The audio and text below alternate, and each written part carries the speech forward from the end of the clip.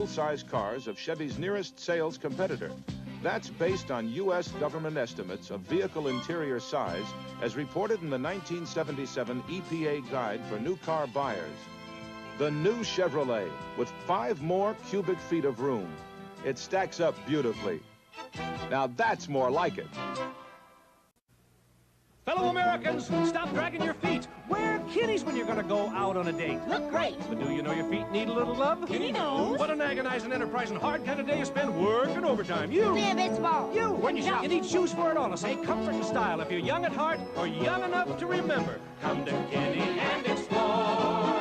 At the Great American, Great American, Great American Shoe Store. What's behind the brand of hot dogs you buy?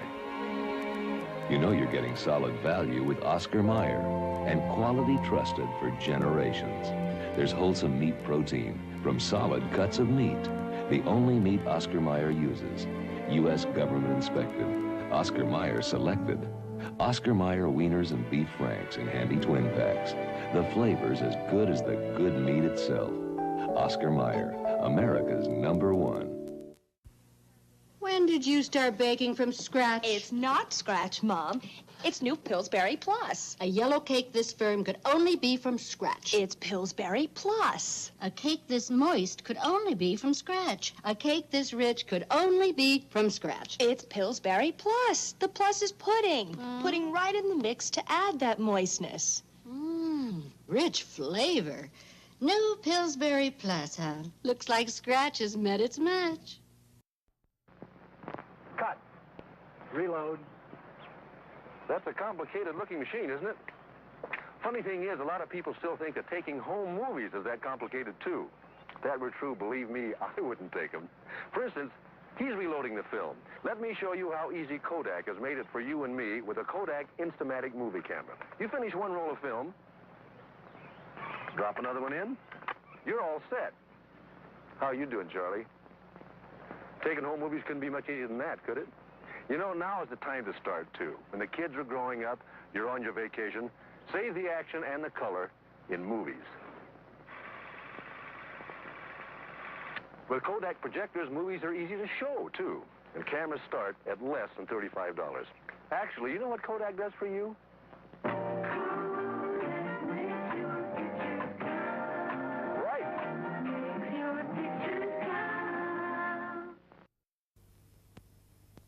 Try a taste of martini. The most beautiful drink in the world is the bright one, the right one. It's martini. Anytime, any place, anywhere. There's a wonderful world you can share in the bright taste of the right one. That's martini.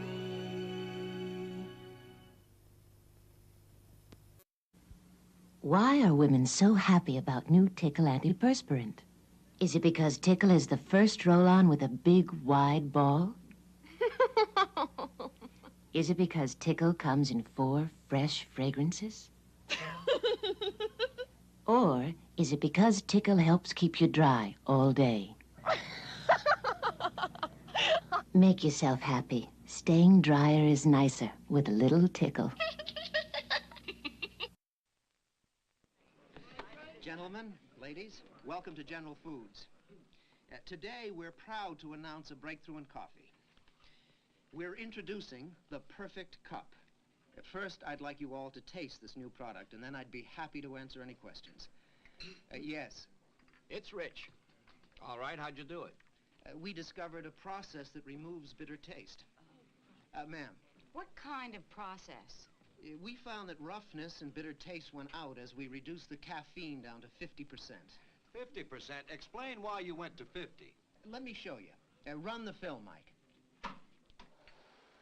Smoothness and richness take over when there's 50% less caffeine than regular coffee. The Perfect Cup. As simple as it sounds, that's the breakthrough. And speaking of a breakthrough, let's have a coffee break. Introducing the Perfect Cup. Once you taste this coffee, you will have no questions. Well, you really did it to yourself this time. Plop, plop, fizz, fizz, oh, what a relief it is. Plop, plop, fizz, fizz, oh, what a relief it is. Plop, plop, fizz, fizz, oh, what a relief it is. Ah, those lovely bubbles. Bursting into action, instantly soothing your upset stomach and speeding relief to your aching head. Alka-Seltzer works fast. Oh, what a relief it is. Hello, young waffle lovers, wherever you are. Professor Goody here, high up in this bell tower. And just so that pesky waffle woofer won't follow me, I'm pulling all the ladders up behind me. There, safe at last. Now to pop a couple of delicious Aunt Jemima frozen waffles into my trusty toaster. So light, crisp, golden brown. Oh, I could hardly wait. Waffle, waffle, waffle. Waffle, waffle, waffle, waffle, waffle. Sorry, Wallace. These Aunt Jemima waffles are just for me. Waffle, waffle, waffle, waffle, waffle. Hey, now. Waffle. Wallace, please. Waffle, waffle, waffle, waffle. Oh, very well, Wallace. Won't you join me? Waffle, waffle, waffle. This is a waffle whiffer whiffing an Aunt Jemima waffle. You'll find them in your grocer's freezer. Is there a waffle whiffer at your house? Waffle? Cost of living got you down. Prices are so high, I take a ladder to go shopping. Cost of living got you down. Money used to burn a hole in my pocket. Now it isn't even there long enough to get warm. There's one bargain left in town. Campbell's Soups. Try chicken with rice. Best parts of the chicken, fluffy rice, and 2 chicken stocks for extra flavor. About 6 cents a 7-ounce serving. Sit right down and get your Campbell's worth. Birth defects strike over 250,000 infants a year in this country alone. What can we do about it? Plenty. You know, research has shown that some birth defects can be prevented by proper prenatal care, and that includes good nutrition. Well, that's not bad, but 4 pounds in 2 weeks isn't terrific. I'm Mark Hamill asking you to protect the unborn and the newborn.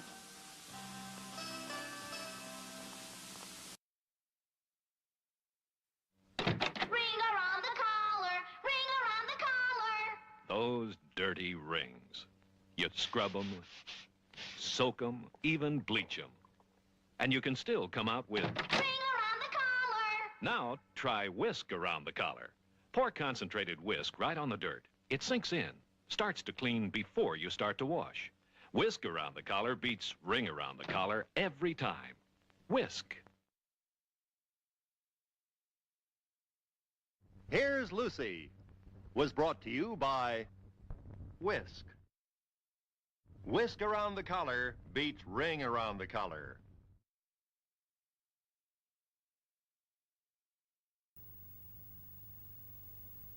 Mother Care take care of you before you're born and when you're...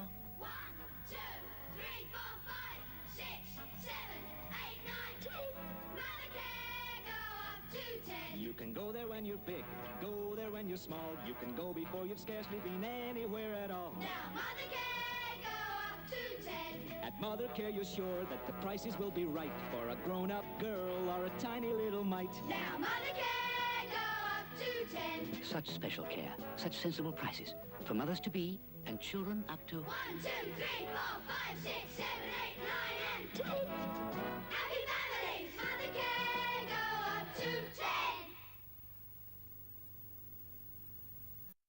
Fireplaces glowing, icicles growing, hearts overflowing with cheer. It's that wonderful season we all find so pleasing, the Toys R Us time of year. The world's biggest toy stores, Toys R Us, the biggest selection, Toys R Us. It's the Toys R Us time of year, Toys R Us. My name is Mr. Bubble. Let me show you tubs of fun. You can be a bubble nose. With Mr. Bubble. You can have some bubble toes. With Mr. Bubble. Or be a bobblehead. With Mr. Bubble. I'm safe and gentle, and I make getting clean almost as much fun as getting dirty. Have a tub of fun with Mr. Bubble.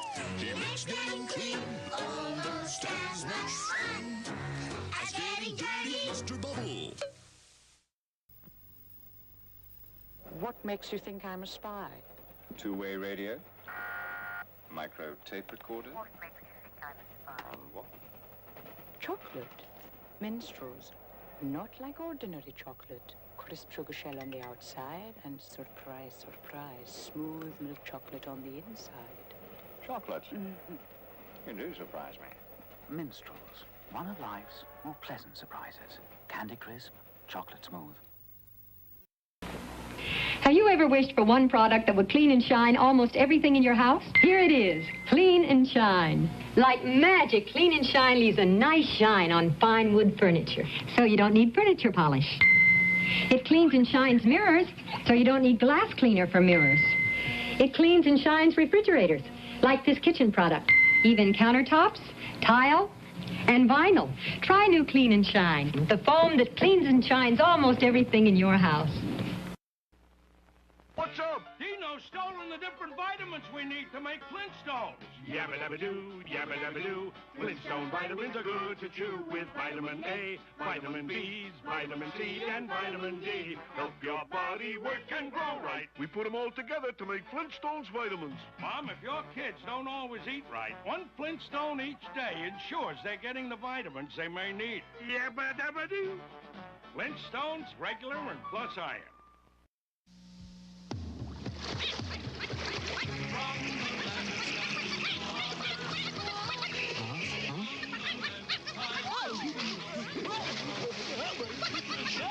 Crack open an icy cold Hams. Refreshing as the land of sky blue waters. Enjoy a cool, refreshing Hams.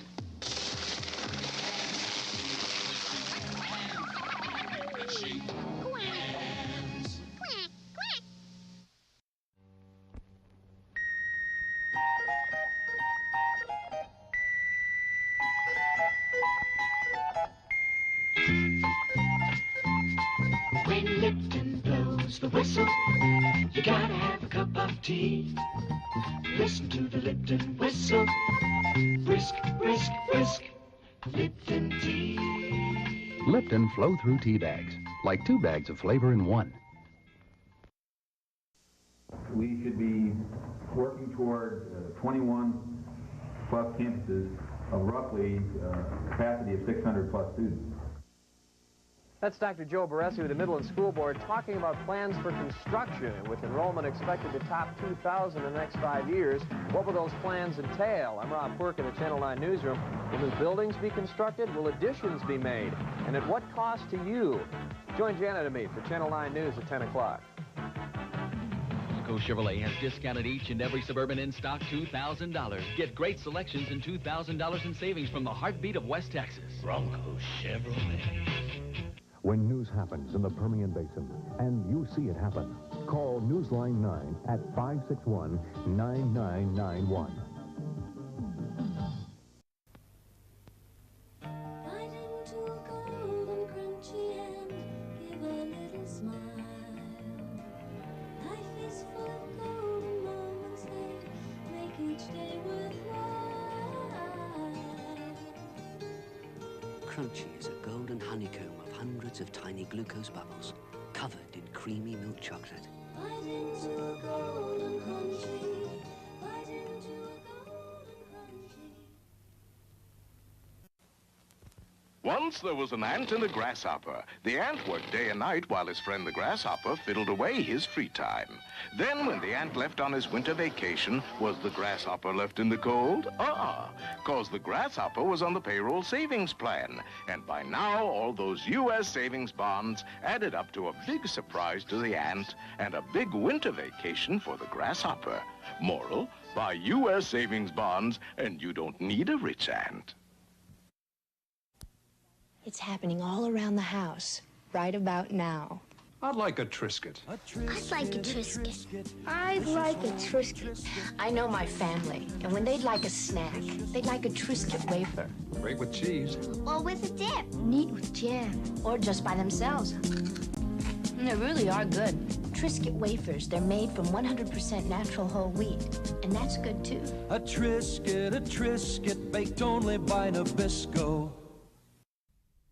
From time to time through history, the greatest need has been for facts, Facts to know where to build new schools, new houses, hospitals, factories, roads.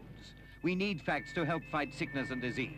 And that is why, on April the 25th, we are asking you to fill in the 1971 census. An army of men and women with light blue satchels will deliver and collect them from every household in Britain, with no exceptions. The form is secret. There is nothing to fear from completing it. When its contents have been analyzed, it'll be locked away for 100 years under guard. And all these officials are pledged to secrecy. Identify them by the blue satchel. It's the big form with a big job to do. We need the facts from you. Look what happens when you buy 3 boxes of Purina Cat Chow. You get 1 box free. Purina Cat Chow, chow, chow, chow. Buy 3 bags of Purina Cat Chow and get a coupon good for 1 bag free. Purina Cat Chow, chow, chow, chow. No matter what size you buy, you can mail in proofs of purchase and get a coupon good for 1 free. Purina Cat Chow, chow, chow, chow. So, buy any 3 Purina Cat Chow now and get 1 free. Chow, chow, chow. Tuesday, a lucky shot makes Richie an instant hero. Want to go up to Inspiration Point with me? I'll show you my fake. Oh, Richie, you're such a jock. Then... Buns. Hiya, Pinky. How you? It's the love story that shook the world. I love her? There's drama, action and romance. Fonzie loves Pinky right after Happy Days.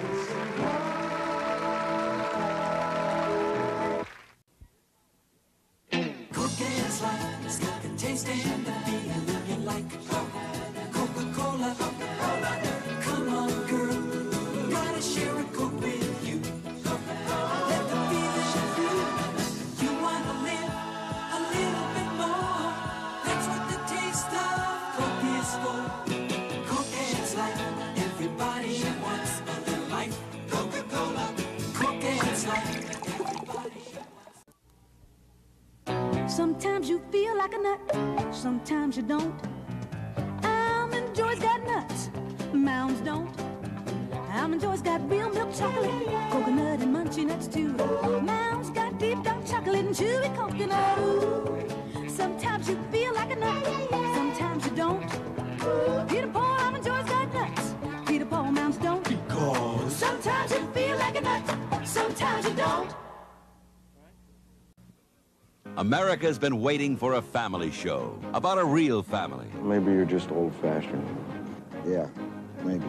A show that reveals the joys and the sorrows. You better all dig down and find your pennies because this family could be in deep financial trouble. The triumphs and the defeats of real people. Mary, would you lay off him? He's just trying to do his job. The Bradfords are the family. 8 is Enough is the show. Right after Happy Days and Laverne and Shirley.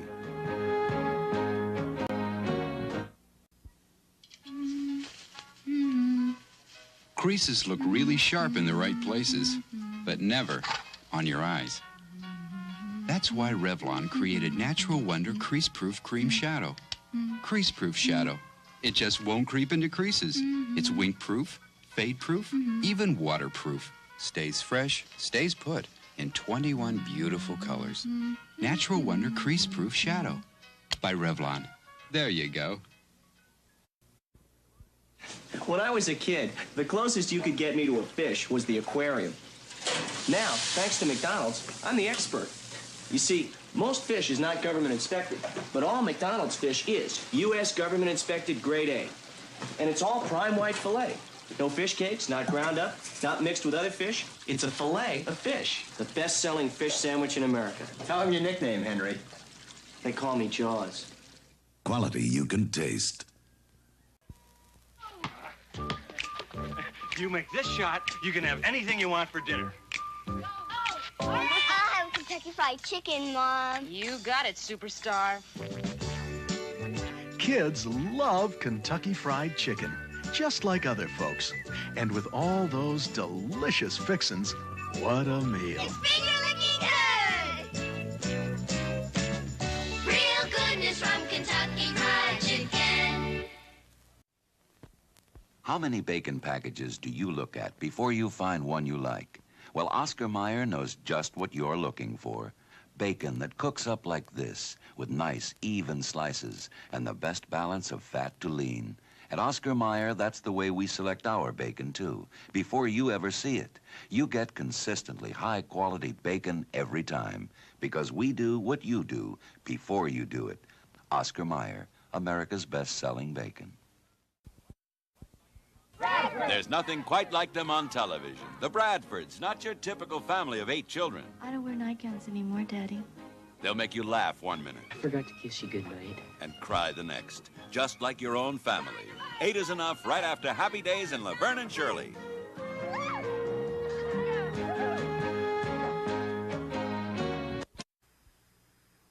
This is Concours, a world-class luxury compact from Chevrolet, in Europe to show that an American car can challenge the highways of the world. Concours is an affordable car for people who appreciate the stylish elegance of fine touring cars, luxurious interiors, and dependable Chevrolet engineering.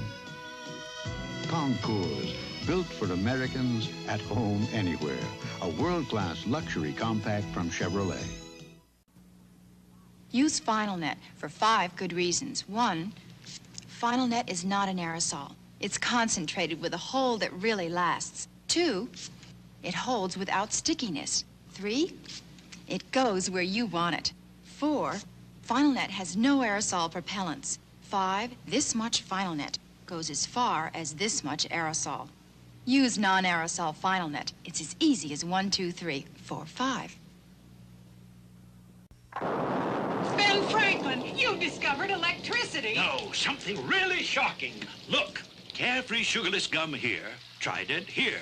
Both cost the same, yet Carefree gives you 32% more gum by weight than Trident. And Carefree's taste, electrifying. Ben, the electricity. I'll think about it in Washington, A.C. That's Washington, D.C. Get more gum with Carefree. Now in bubble gum, too.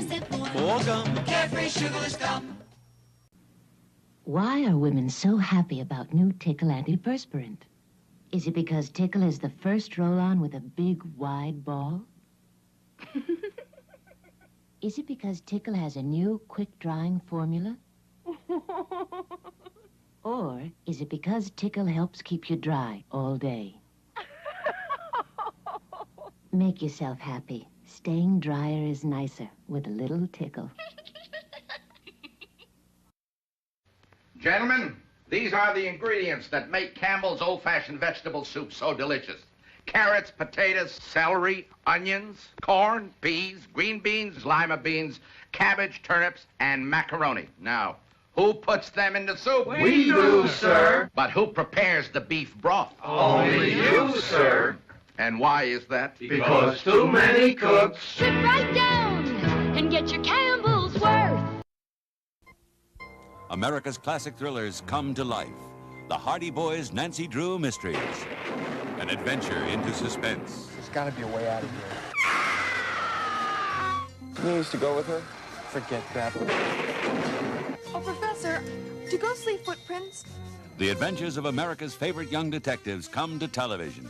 Follow that ghost. The Hardy Boys' Nancy Drew Mysteries.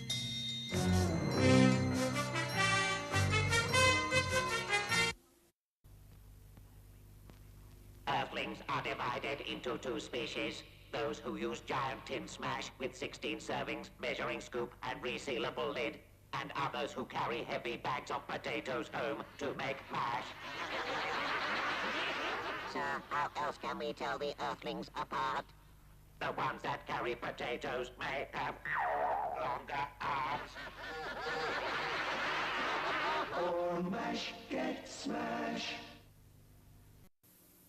Nervous is meeting your boyfriend's family. All 16 of them.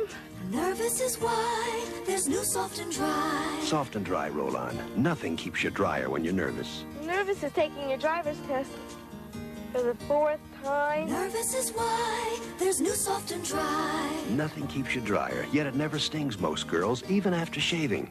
My fellow classmates. Nervous is why there's new Soft and Dry. Hi. I'm Sandy Duncan, and like most everybody, I am a snack lover. In fact, right now, I love some Wheat Thins. Wheat Thins taste really good, and they're full of natural whole wheat. So they make a terrific snack right out of the box, or you could put something on top. Look, when you're having a snack, why not have something really good? Wheat Thins. They call them the light little cracker with the big wheat taste from Nabisco. Love them.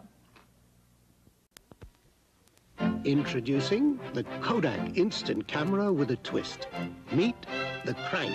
Can you feel a brand new day? Imagine instant pictures with color. Color by Kodak. Just crank, crank, crank, and in minutes you get bright, colorful, instant pictures with a textured satin luxe finish. See your photo dealer and shake hands with the Crank. The Kodak Instant Camera with a twist.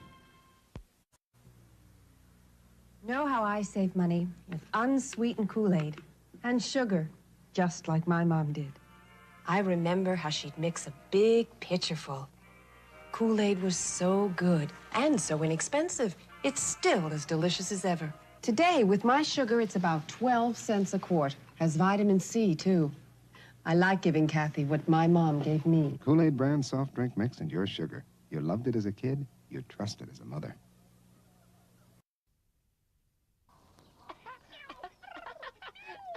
Charlie and I were in the park.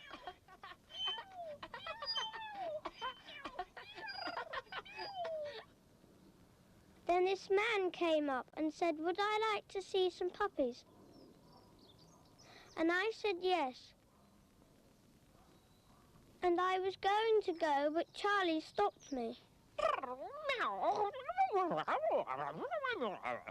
Charlie's reminded me, my mum says I shouldn't go off with people I don't know. Then the man went away. We went and told Mummy, and she said we'd been very good. I got an apple and Charlie got something he likes.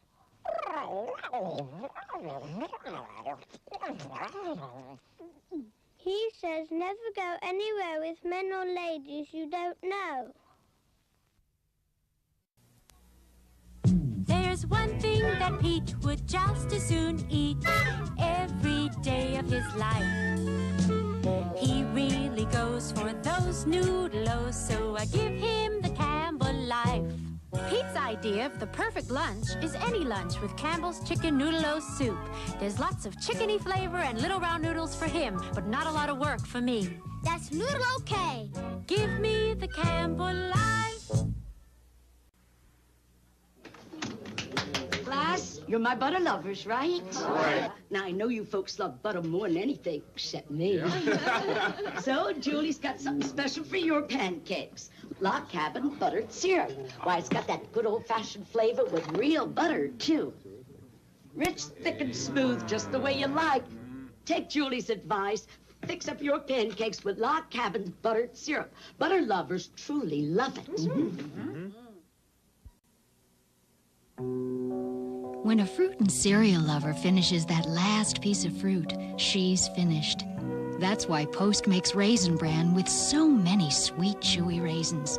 She can get fruit in her first spoonful, her next spoonful, and her next. The way Post makes Raisin Bran, she can get fruit in every spoonful and never have to run out. No wonder Post Raisin Bran is the fruit and cereal lover's cereal.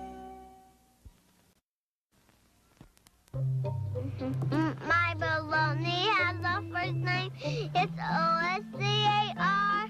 My baloney has a second name, it's M-A-Y-E-R. Oh, I love to eat it every day, and if you ask me why, I'll say, 'cause Oscar Mayer has a way with B-L-O-G-N-A. Oscar Mayer, the first name in Bologna. How's that? I want to make my hair look like my sister's. VO5 shampoo. 5 special ingredients, 3 to clean, 2 for manageability. You used my shampoo. How'd you know? Fabulous hair. VO5 shampoo with 5 special ingredients. It's so easy to own Tercel. 1988 Toyota Tercel EZ. Only $59.98. The price will take you right back to the 50s. Who could ask for anything more? Toyota. If we let them, most dogs would eat their way to a weight problem. But because extra pounds aren't good for dogs, Alpo introduces a food that is. New Alpo Light with real meat, 100% adult nutrition, and 25% less calories than our regular canned dog food. So with new Alpo Light, your dog won't gain any more, and he won't have to eat any less. New Alpo Light, the healthy way to satisfy a healthy appetite.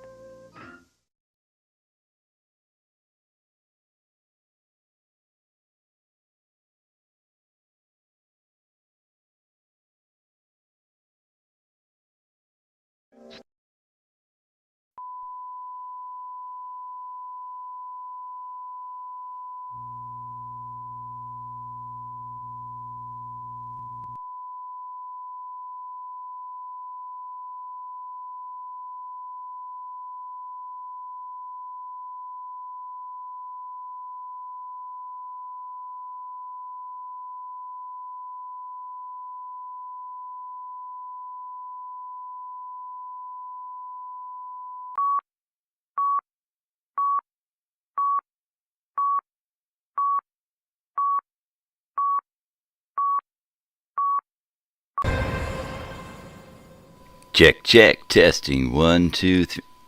Fuck it.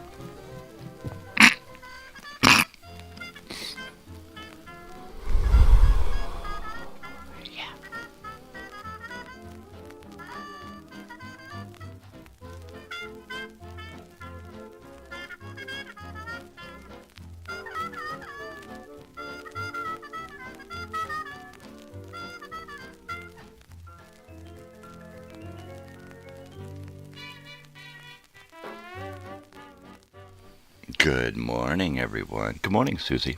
How are you doing today? I'm here. I'm weird. Get used to it. I'm alive. I woke up breathing. That's a plus. There you go. Every day above ground is a good one. I like that one. Oh, it's a good one. So, it is totally Television Tuesday. So what do you all want to do, You want to watch some TV, Totally, Totally, Well, I tell you,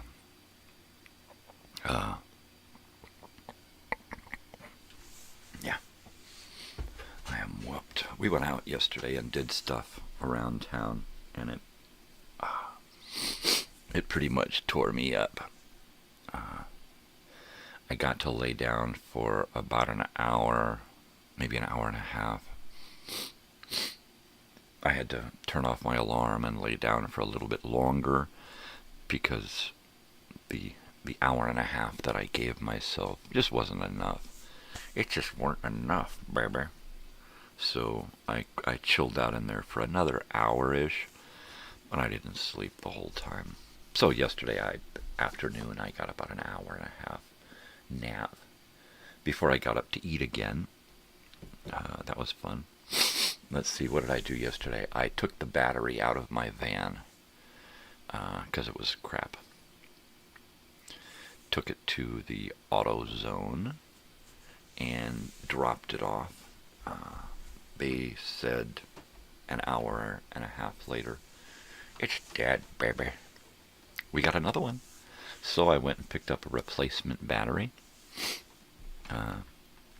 That's why you buy the most expensive battery and you buy the most expensive warranty on it, so that you never buy a battery again. And I've put like 4 batteries into this van. It obviously has a short somewhere, so that after a month of sitting, battery's dead, toasted. Just sucks the life right out of it. So, it's got a new battery in it to go camping, which is great because I'm going to take my TV and my hard drive and a shitload of movies. I just put Rocky Horror Picture Show on there, and I did find a great digital copy of Once Upon a Time in Hollywood, so I will be checking that out. I still haven't found a good digital copy of that movie that William suggested, Blade Runner 2049. I'm not going to buy it, I'm not going to rent it, but I will accept a free digital copy of it. So that's what I'm looking for, baby. I'm looking for a free digital copy. So once I dig one up, then I found one, but it was really pixelated and didn't look real good. And I'm like, I'm not going to enjoy that. And then I found that copy of Once Upon a Time in Hollywood, which is like this super wide screen and just crystal clear picture. It's beautiful. Totally. So, pardon me. It is 5 in the morning on the 5th of August. Happy birthday, Andrew, wherever you are. Happy birthday. I imagine he's up in Northern California doing his thing.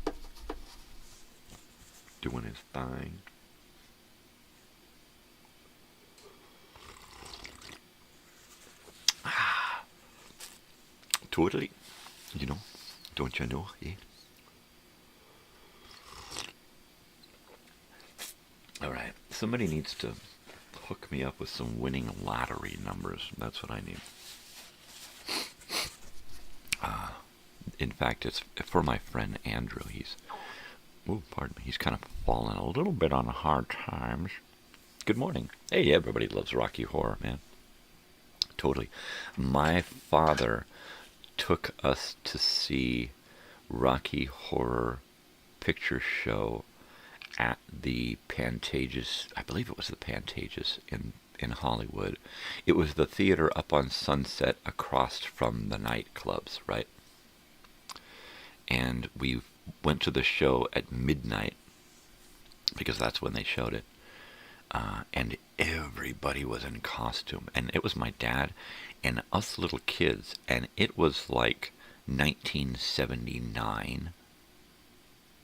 And it blew us away. It frickin' blew us away.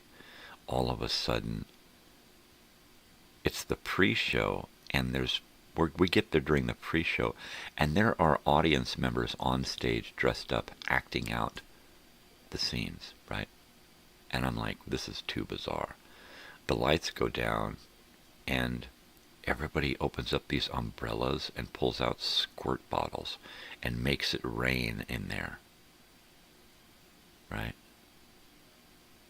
The rice being thrown at the wedding, everybody reacting to the dialogue. It was just fantastic. If you've never been to a live theatrical viewing of the Rocky Horror Picture Show, man, you got to go to your nearest big town where they've got thespians and check it out, man, because it is fucking righteous, man. It is totally righteous. Yeah, Rocky Horror.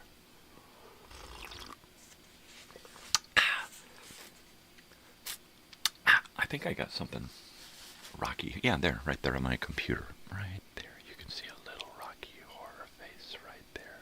There's Dr. Frankenfurter. Right there on my computer. Right there. There it is, baby. That's my daughter's. It is a refrigerator magnet. I put a little piece of tape on the back and stuck it to my computer, because this computer here used to be front and center in my camera view. It was one of those things that was always in view. Yeah, baby. And I dressed up the back side of my laptop so that when I'm sitting someplace with just me and my laptop, people know who I am, baby. Who the hell is that guy think he is? Some kind of fruitcake. Yeah, I love fruitcake, especially the kind with fruit. Actual fruit. Yeah, hear me now. Who likes fruitcake? Nobody likes fruitcake. I'm telling you. It's a bad day in Wabba Jabba when you can't get any fruitcake, I'm telling you. Jeez. Wabba Jabba. You ever been to Wabba Jabba? No? Because it don't exist, baby. It exists in my skull, in my head. There's a lot of people I know from Wabba Jabba.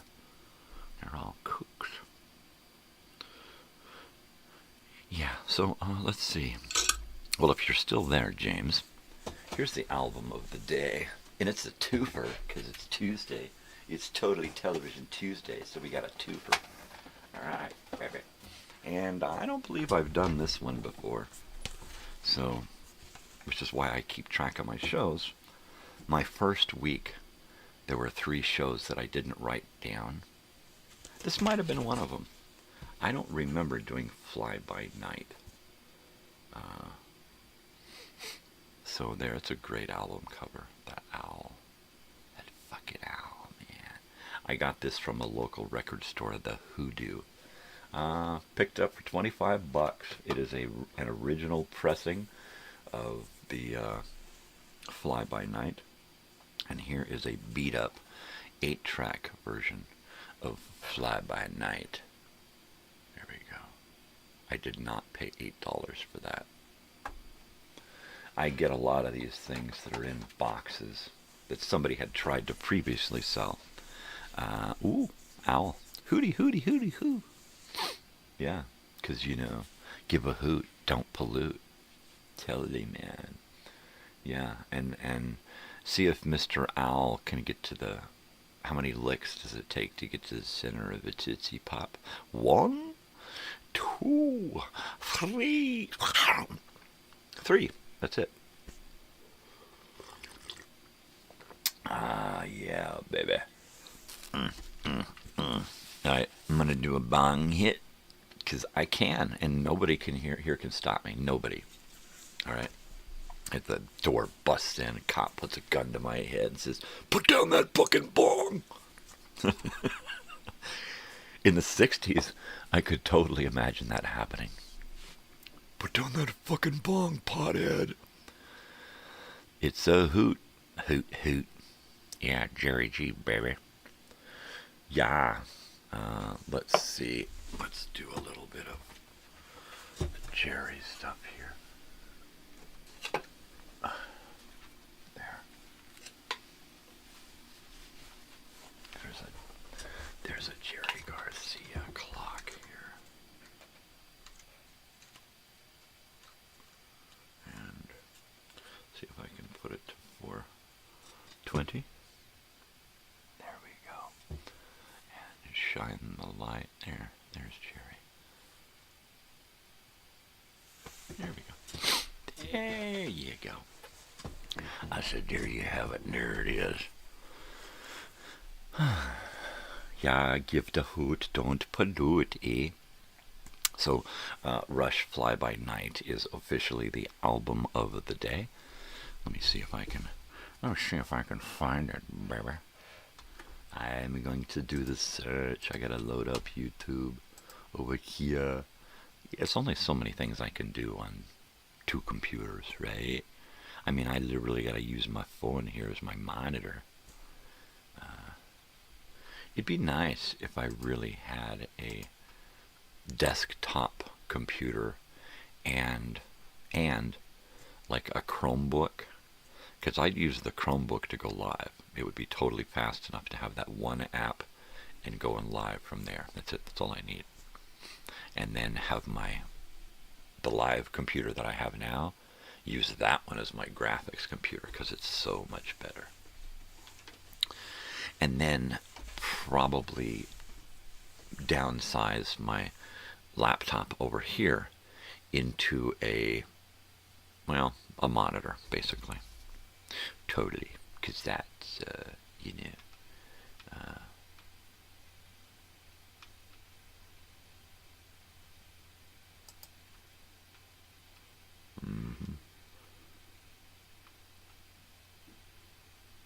Wow. There you go. I can't look at the news because I'm living in a parallel universe, and everything that's happening here in this world here, it ain't right. It ain't right. And I'm like, where the fuck am I? Please, somebody tell me where the hell I am. Because this shit ain't right. There's something going on here. Fly by night. Fly by night away from you. Take my life again. Fly by night, goodbye, my dear. Ship is coming into. Shut up. Shut up, mother. Okay, so here is Rush. Shared from Rush, as far as I can tell. The Fly By Night album. I'm gonna assume that it is just shitloads of commercials, but what the hell, it's worth it to hear some Fly By Night. Fly By Night. What is this? 70.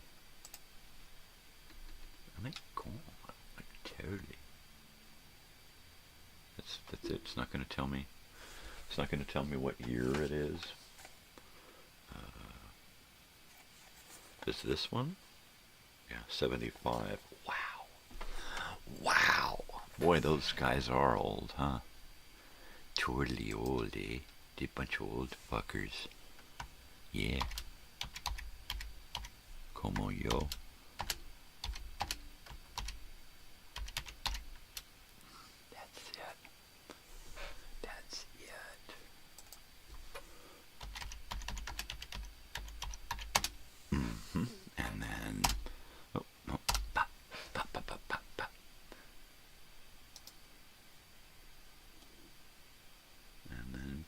Arena.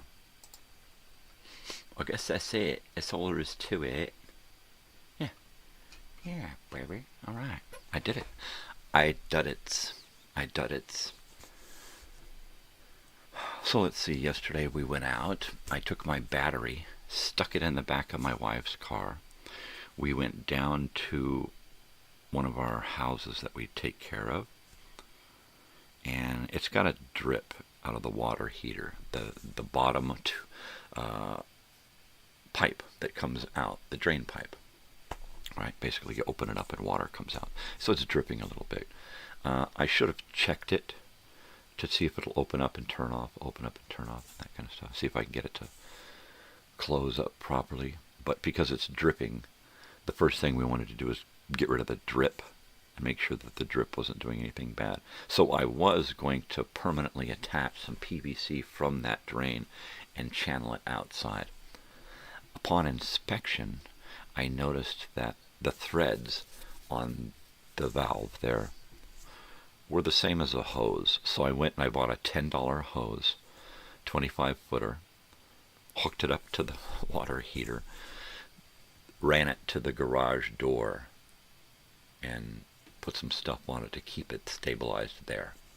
So now I don't have to worry about the leaking water heater. When we go there to work on the house to clean it, then I'll fuck with the water heater while we're there. But for now, flooding, dripping, water damage, that stuff's averted. Oh, cool. Awesome. If you have never heard Rush Fly By Night, oh, you're going to love it. It is just great, classic Canadian rock and roll, eh? Now remember, Rush was like one of the first bands that Kiss took on tour with them to open for them. Rush opening for Kiss. What a fucking show. Original Kiss, right? Makeup, you know. Yeah, Detroit Rock City, that kind of shit. The heavy duty fucking Kiss, you know. Oh, yeah, nobody's here's to nobody stopping us anymore.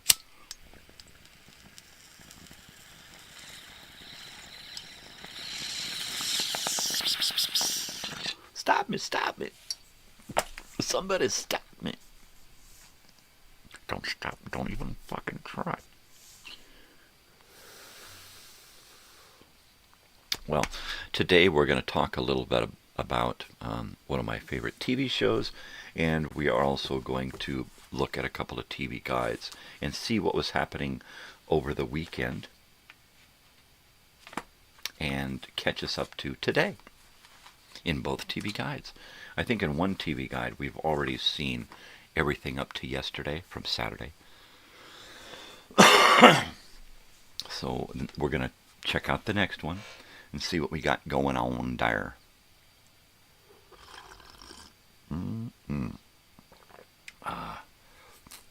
That is good stuff. So, after we went over to this place and I decided, had this epiphany to just use a hose, we thought, well, let's just go to Harbor Freight and get a cheap-ass hose, right? And we go to Harbor Freight, and it's like $35 for the cheapest hose that they have there. I'm like, well, that's not right. So we go next door to the Tractor Supply, and man, they don't have any good hoses there either.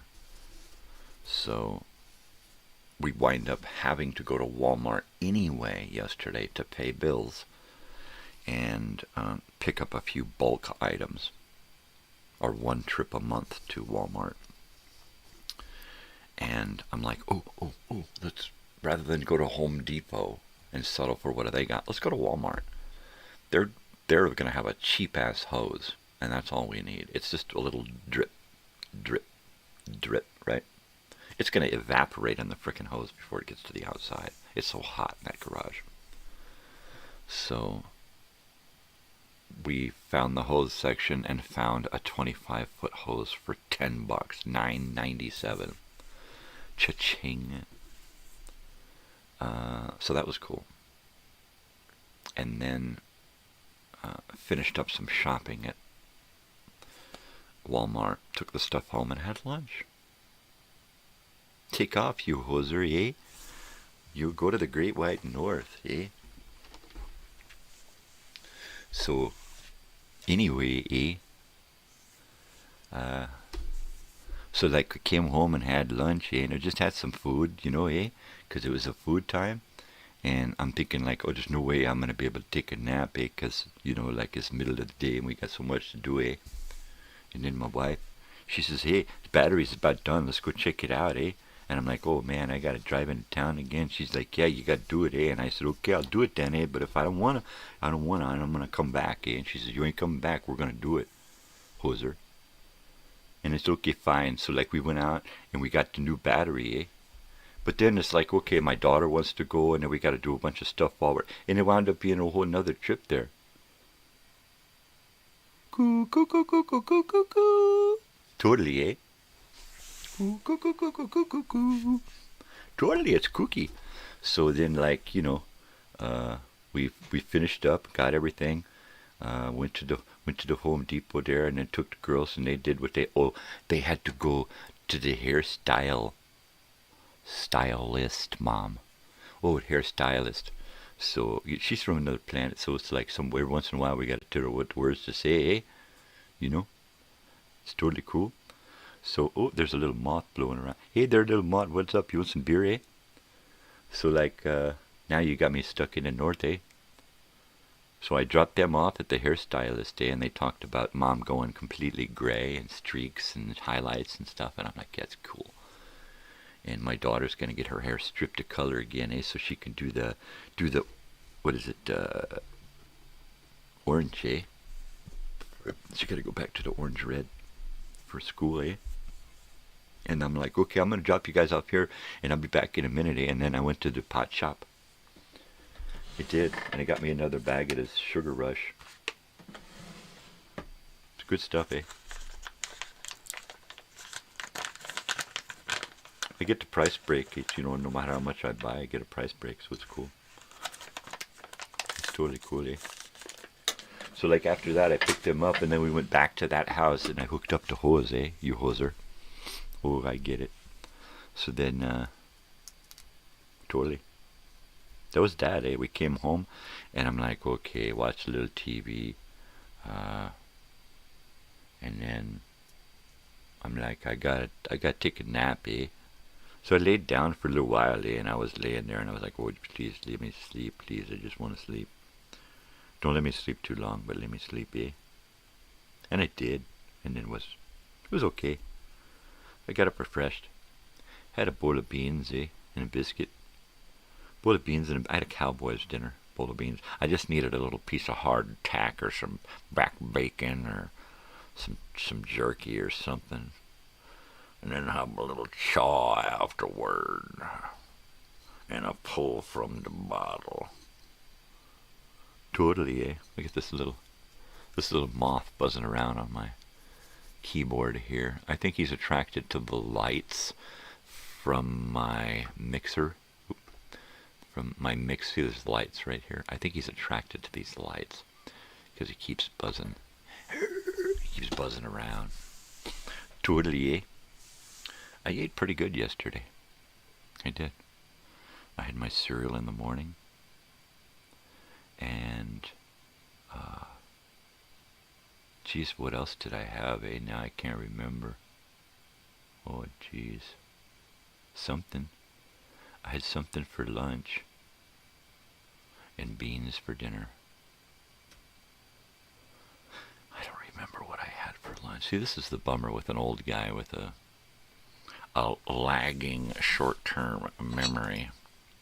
I know it was something. Oh, I picked up a Stouffer's, when we went out the first time, I picked up a Stouffer's rigatoni with tomato sauce, cheese, like 3 cheese rigatoni. It was really saucy, but it was good.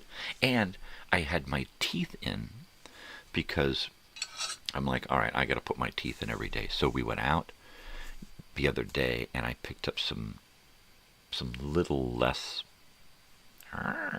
adhesive. And so I put my teeth in yesterday. I'm like, well, while I'm out, I might as well grab something to eat before I take them out because they're starting to hurt. Not the teeth, but my jaw, my head, my face. Everything just starts to get really tense, and then I got this headache that won't quit. So, all right, I'll put them in. And then I did, and it was great. And I ate. Pasta's pretty easy to eat. Pasta and a piece of bread. And then quickly got out of them before we took off again. And I'll put them in again today. Probably a little less adhesive, I think. So that maybe it won't be so tight on my face. Because I think I'm putting too much adhesive in, and then when I put it in, the adhesive kind of squirts up around, and then it squeezes my gums. I think that's what's going on. So I'm going to have to adjust my adhesive usage. That's what's good about the tape, is that it's, you know, you put it in one spot, and then that's it. It doesn't expand or get hard or anything. But the glue, I think I just have to get used to it. I've worn these things like a dozen times since I've got them, and I've had them for what, 4 months, 5 months. And it's just, man, what a pain in the face. So my resolution now, if you want to call it a birthday month resolution, is to just start wearing them more. Try to put them in every day for at least a couple of hours, and then try to increase that so that at some point I'm wearing them all day. I don't know that I'm going to be awake enough during the day to wear them all day, but I have to be able to put them in for long periods of time, so I have to get used to them. Especially like when my daughter wants me to go out with her, and I'm going out into public and stuff. It would be nice if I didn't look so much like an old fart, but between the no teeth and the cane and the crotchetiness.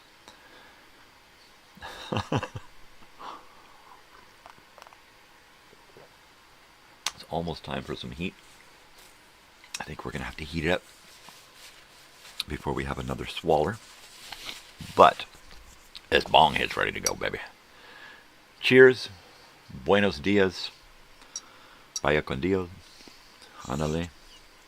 And ándale, ándale, rápido, rápido. Yeehaw, yippee.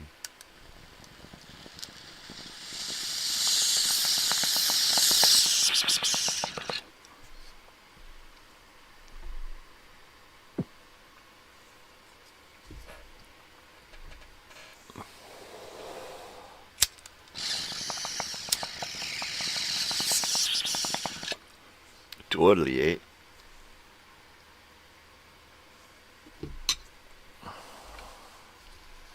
Alright.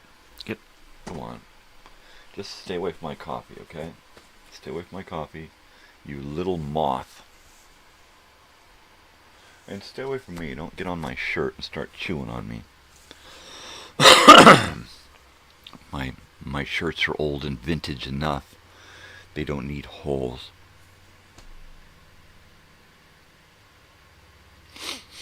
Alright, I've got to send out a couple of more textuses today. It's only like less than a week and a half away for camping. So I'm going to text a few people and apologize to a few people who I wanted to come and entertain us because I was hoping we were going to raise a bunch of money. So I'm going to call and apologize to those people and let them know that, hey, we're still camping, we're still happening, and you're more than welcome to come right on, hang out. But, you know, if you decide to play, it's going to be by, you know, pass the hat donation with whoever's there. And I do plan on bringing a few items to kind of raffle and auction just in case somebody shows up. And then I can kick in a few bucks as well. Hoping that I can do a slight return on some of these items who I know people will probably be interested in. Just to kind of pay for the weekend, right?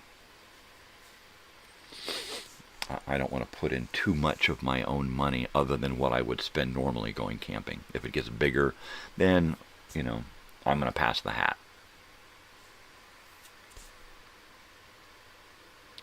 It'd be neat if someone showed up with a keg, right? Keg of beer. That would be fantastically phenomenal. I'm not talking one of those little mini kegs or, you know, balls or whatever. I'm talking a real live from the bar keg and a tap, which is what we used to do. I mean, there were so many guys in town that owned their own taps. A lot of times they'd have to rent a tap, but we would go to these parties and there would be like 2 kegs. One's tapped, one's getting cold, and there'll be like another one's on the way, baby. And I'm like, wow, this is a party, man. I've been to some barn parties that were just hundreds and hundreds of people stuffed into an old dirt floor barn, choking on the dust, drinking beer, bars set up in one corner, tickets, you know, stamps to get in, you know, I think it's like $5 a head to get in or something. Live bands playing on a makeshift stage. Just fucking righteous. You don't see too many parties like that anymore. Usually nowadays they're like at a venue, you know, not in someone's yard, not on someone's property, not for just shits and giggles, right? Yeah, that was the shit. There used to, in our town, there's a little, or in our valley, hometown valley, which stretches, you know, like 50 miles, 60 miles from one end to the other. Rainbow to Corona, right? Rainbow, California to Corona, California, up the 15 freeway. That whole valley there. There's a little town there called Murrieta, you know, and going south to north, it's like Rainbow, Temecula, Murrieta, Wildemar, Sedco Hills, Lake Elsinore, and all the little Lake Elsinore propers, you know, and then on up to Corona and expanding, spiraling outward. Let's see, Susie, last time we went camping, we dosed. First night, shroomed. The second night, wow. Yeah, baby. Party hardy. I can't do that kind of stuff anymore. I can't even drink anymore going out. There's no way. I don't have the body weight. I don't have the nourishment. Even if I were to eat while drinking a beer, it just wouldn't be good on my system, I don't think. Well, then maybe it would be, you know, just having a little short beer. That might not hurt. But I got to have a good meal with it, you know, or I got to be munching on something. And I just don't munch anymore. I just don't eat, you know. So hallucinogens would not be good. I mean, it would just me and mushrooms and fucking orange juice. That would, boy, I'd go out like Aldous Huxley. Totally, man.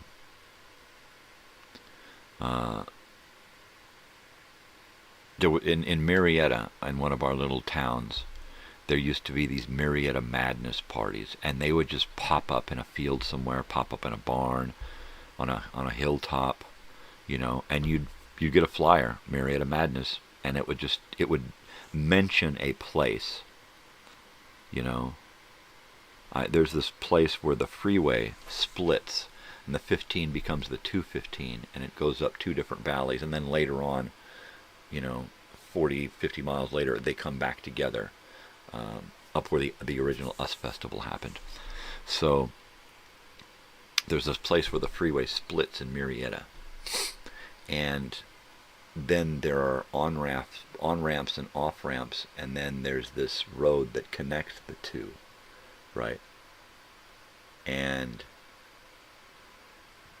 there were just a few things along that road in between, a mobile home park and or a little trailer park, mobile home park, and a couple of little businesses, but mostly it was open field at that time, and a tree out in that little triangle area down close. And son of a bitch, if they didn't throw a fucking Murrieta Madness party in that spot, right, in perfect view of the whole world, how bold is that, right? Since then, that place is now developed. So there are so many places there that are developed in that valley now. In Murrieta, there used to be a place called the Silica Mines, and it was a big hole in the ground that just went down into the earth, and they had been mining until it flooded and they hit the water table, and then all the water came all the way up to the top. Let's see. I was invited by my friends. Help setting up. Oh yeah. So yeah. You know what? Somebody offers you something, you're more than likely to accept it. I can't. I wish I could say, oh yeah, give me one of those, 3 of them, and I'll have a couple of dozen of those. Shit. I can't do that anymore. Yeah. In fact, somebody was saying, I think it was my wife. And I mentioned to her, yeah, cocaine and this or that, you know, and just in joking. And I mentioned to her, yeah, man, if I could find some cocaine without fentanyl in it, man, I'd probably try some, you know. And she said, like, well, the fentanyl ain't what you got to worry about now. She said there's some new stuff coming through that just kills fentanyl, right? I'm like, really? And she says, yeah. Them cartels and them drug dealers, man, they're vicious. And now they're cutting the cocaine with something else. And I don't know if it's good or bad. I don't know if it's because fentanyl was bad And so now they're cutting it with something that doesn't kill their customers. I don't know. I ain't been a cocaine customer in,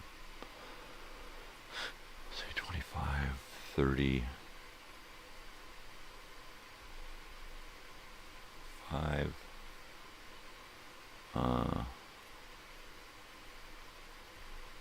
yeah, 35 years-ish.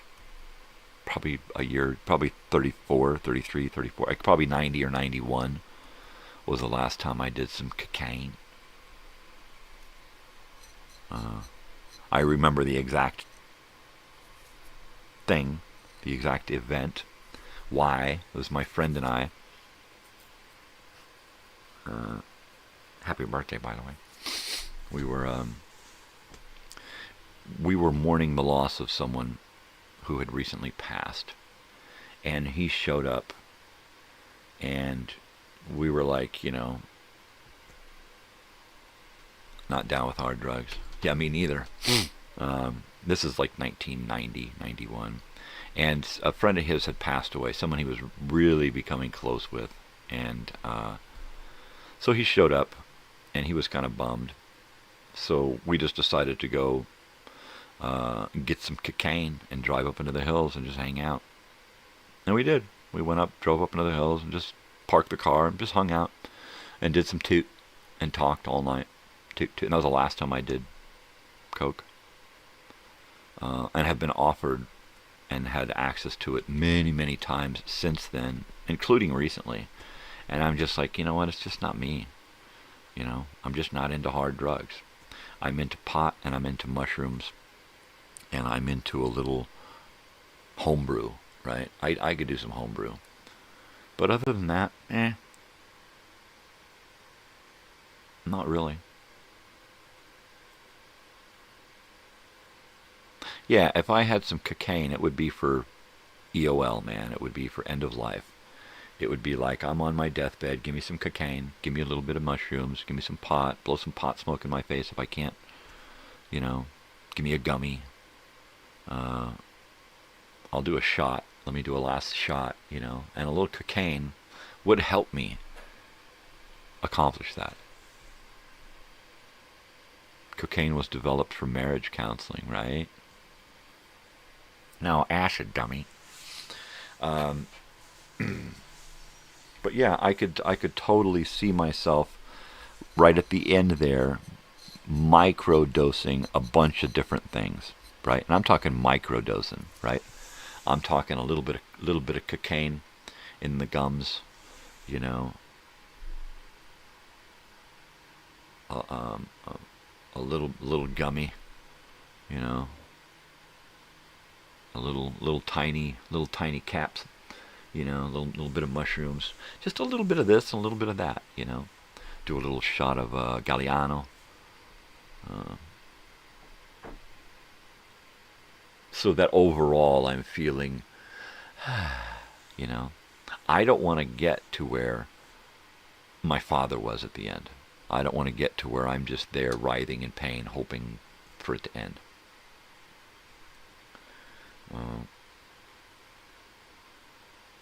Honestly, I'd rather go out from a heart attack, or, you know,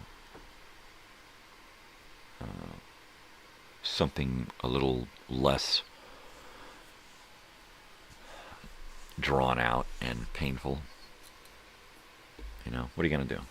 I mean, at this point, I'm probably going the right way for a slow suicide. So, you know, whatever it amounts to, as long as it doesn't amount to a whole lot of disgusting pain and agony at the end, right?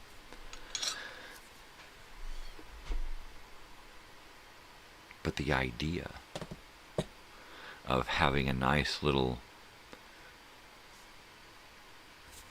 kit, you know, a nice little kit. I'm not talking about shooting stuff up or doing anything really weird, you know, just a couple of little, even a cigarette, right? Even if I can't smoke it, you know, have somebody blow a hit of cigarette smoke in my face, right? I don't want to be smoking on a blunt. I probably won't be able to smoke on much of anything toward the end, right? But if I'm like on the bed and half of me's, you know, fading out, whether it's at home or in a hospital, I would want somebody to bring me, hey, what the hell did you give him? My gosh, he's doing better. I would want somebody to bring me something like that, you know. And I would want some of my favorite music. I would imagine that Paul Simon's first greatest hits collection would be one of those things that I would want to hear at the end there. Probably one of the Dead shows that I attended. I would want a bunch of those external stimuli things. I would want a few of those things to come in on my way out. I'm looking here at my list of RIPs, and I've got Lonnie Anderson here, Randy Meisner, and David Roach. Well, but then down here I got Lonnie Anderson and Jane Morgan. Jane Morgan, who just recently died, a Broadway theater actress, 101. Wow. So let me put Randy Meisner.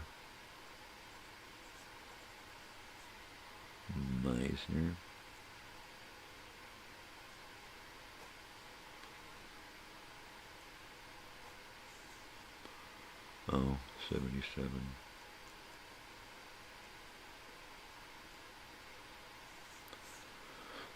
And David Roach.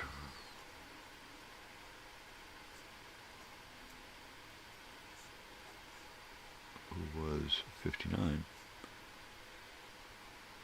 Yep. 59. I just got to keep up with the... there's 4 so far for the video time machine. I have already found stuff with Lonnie Anderson, I believe. So... I'm going to just, you know, stay vigilant, try to find stuff from the people who have recently said adios. And then every once in a while we'll kind of celebrate people through the elements that are in the video time machine. I'm going to have to, at some point, because, what do we got here? Let me look at my calendario here. Come on, calendar. Yeah. A week from Thursday morning, I won't be here. I won't be here until Monday or Tuesday morning of the next week. So what I'm going to do is, when I create this week of programming, I'm going to create next week's programming as well, so that I don't have to do anything but my live stuff.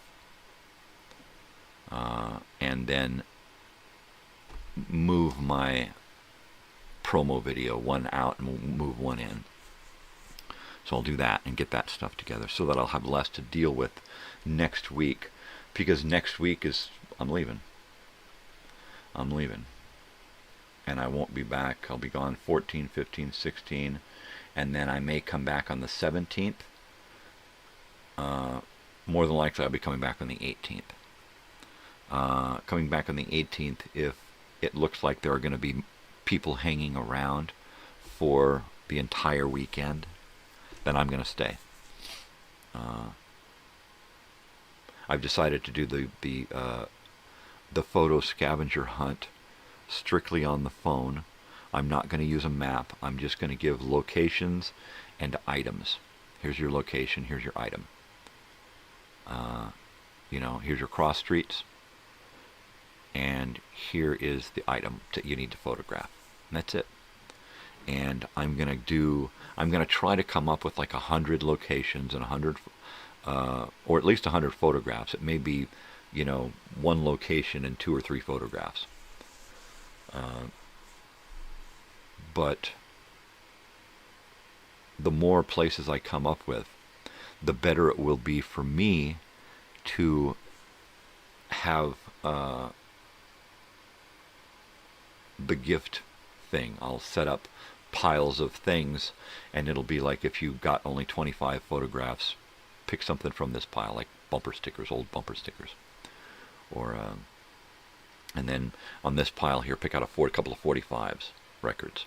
And out of this pile here, you know, if you did more than, you know, 50, then over here, watch it, moth, one, fly away. And try to hook them up like that, you know. And then I don't know, depending on how many people play, you know, say if you want to play scavenger hunt, you know, give me a couple of bucks and I'll shoot you the list.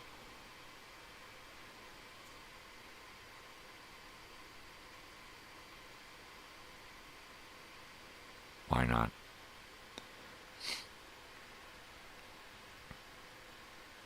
I'm going to try to grab a pretty big piece of real estate there on the lake.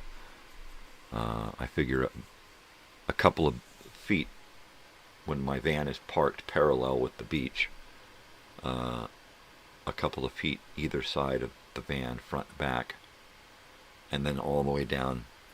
And then what I'll do is I'll just put up some rope. You know, I'll get some old tent poles that we have, and I'll set up some kind of rope system, so that it's just kind of semi-blocked off, so you know where my camp is, where people can kind of spill out into. Somebody parks and pulls up next to us, we can expand out.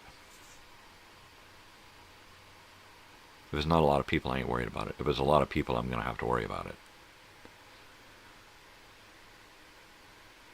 Most of the people that come on the weekend or during the week there are daytime people. They show up, put their boat in the water, set up a little daytime camp for the kids and the dogs, and they go out and play on the water, and they come back and play on the water and come back, and that's pretty much how they work that. I need to be right there on the water because of the photos, and you know, if we're going to have a reunion on the lake, it's got to be on the lake.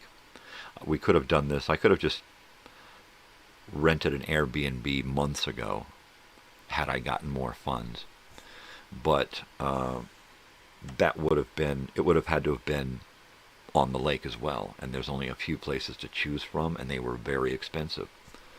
So there were places that were probably cheaper, but I could not guarantee accommodating a lot of people. So the place that we're holding it now is the best place for the events, big or small or giant. And everybody knows where it is. So I'm real excited. I can't believe it's only a week away. I mean, really, it's just over a week away.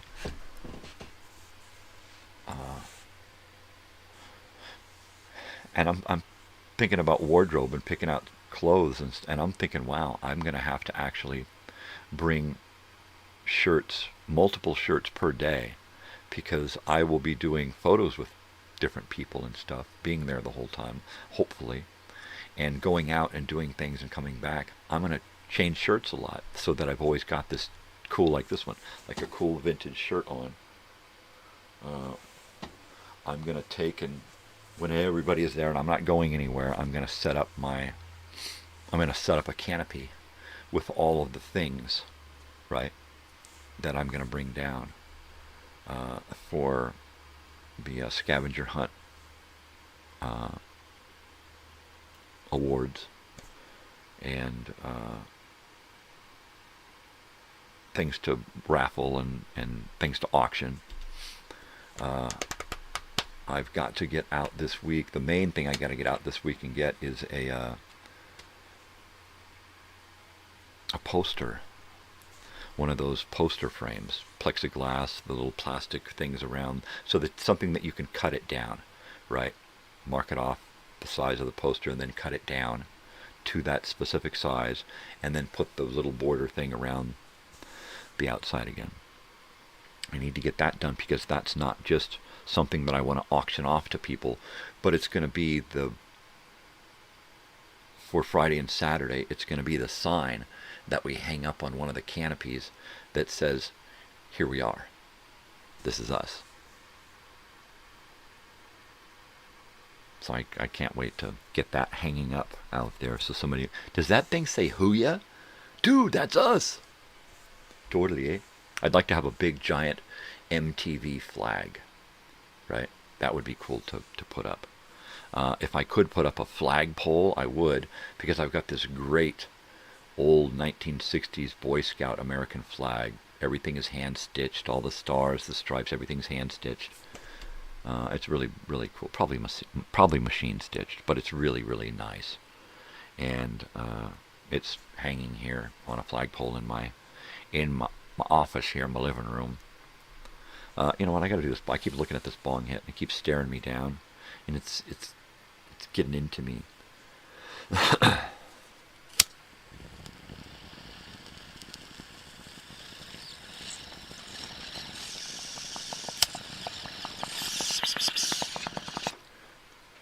And there it is. There you have it. There you go, right there.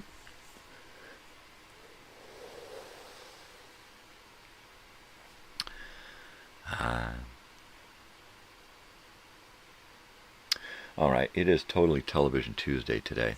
Let's talk about Let Your Freaky Flag Fly. Totally, eh?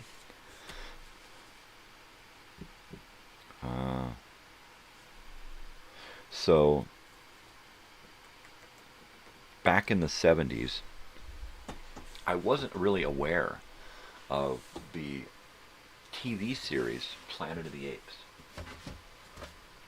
It wasn't until the 90s, I think, that I saw it somewhere on reruns late at night, and I saw only a couple of episodes, and I think it was the late 90s, up in Mammoth. And it was on not as a series, but they would take 3 episodes and bump them together as kind of almost a 90-minute show, right? We're everywhere, even here. Totally, eh? You bunch of weirdos. So, I wasn't aware that it was a series. Not until a few years later, I went to Fry's electronics store. Totally Skews Day. Hey, baby. Hashberry Stumble. Nice. And at Fry's, I was looking through TV shows in their DVD section and found Planet of the Apes, the complete TV series, which is 13 episodes, plus an episode that never aired, right? And I was like, whoa, what's this? And fell in love with it because it's just different, right? Different from the... Different in that it's got such a great premise for the story, right? Same thing, astronauts come in the same ship, they land, they don't know where the hell they're at, and they land, whereas Taylor, Charlton Heston, and Tony Francioso, they land in the correct timeline. After the apes go back into 1978, before the world is blown up in the first timeline, they go back to 1978, and by that action alone, they create an alternate parallel universe that goes side by side with this other one, right? And in that one, humans aren't mute. Humans do talk, and they do have a place in the world, and they do have, while it is low, they do have some place in the social hierarchy of the world of that time. So when these new astronauts show up, they do find humans that talk, but they're told don't go along with them apes, man.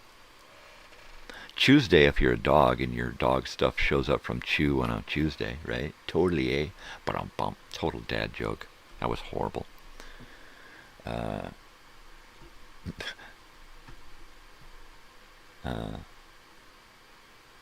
There was this, I can't remember what channel it was on, but I looked at it and it said a something British brothel, right?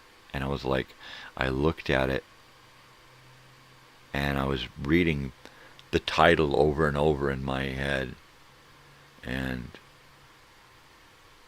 man, I can't remember what the name of that show. A Perfectly British Brothel or something like that, right? And I said, "Oh, Natalie, come here." And I tell my daughter come in, and I said, "Look," and I read her the title, and I said, "Or Bangers and Mash," and she just shook her head and smiled and walked away. Get it? She said, "Yeah, shut up." Yeah. Totally, eh? Totally.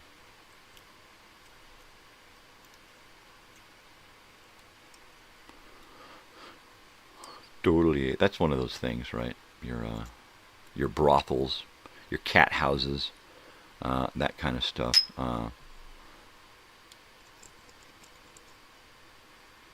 I'm not a fan of those things, but I'm not against them, you know. Everybody should be able to do whatever the hell they want with their body. It's their body. You want to make a little money, to go for it, you know. It's nice if there's a place where people can do that, so it's not like everywhere. Nowadays, that place is the internet. They can just find somebody on the internet to accommodate. Totally, eh? But, you know, I gotta burn this thing, man. I gotta burn it, 'cause Dad burn it. Gotta burn all the crap off of it, man. And then it's hot. Take this other one and drop it in. Drop a couple more in there, baby. I like to throw these things in alcohol to clean them off. It's got a little bit of salt in there, a little rock salt, so that when I put them in, I can shake it up and it knocks the stuff off, eh? Totally, eh? Totally. So, yeah. What were we talking about, eh? Because I feel like I was talking about Planet of the Apes, the TV show. You know, what was really neat about this TV show is that every episode was a new story, right? The premise of the show was they land, they're human.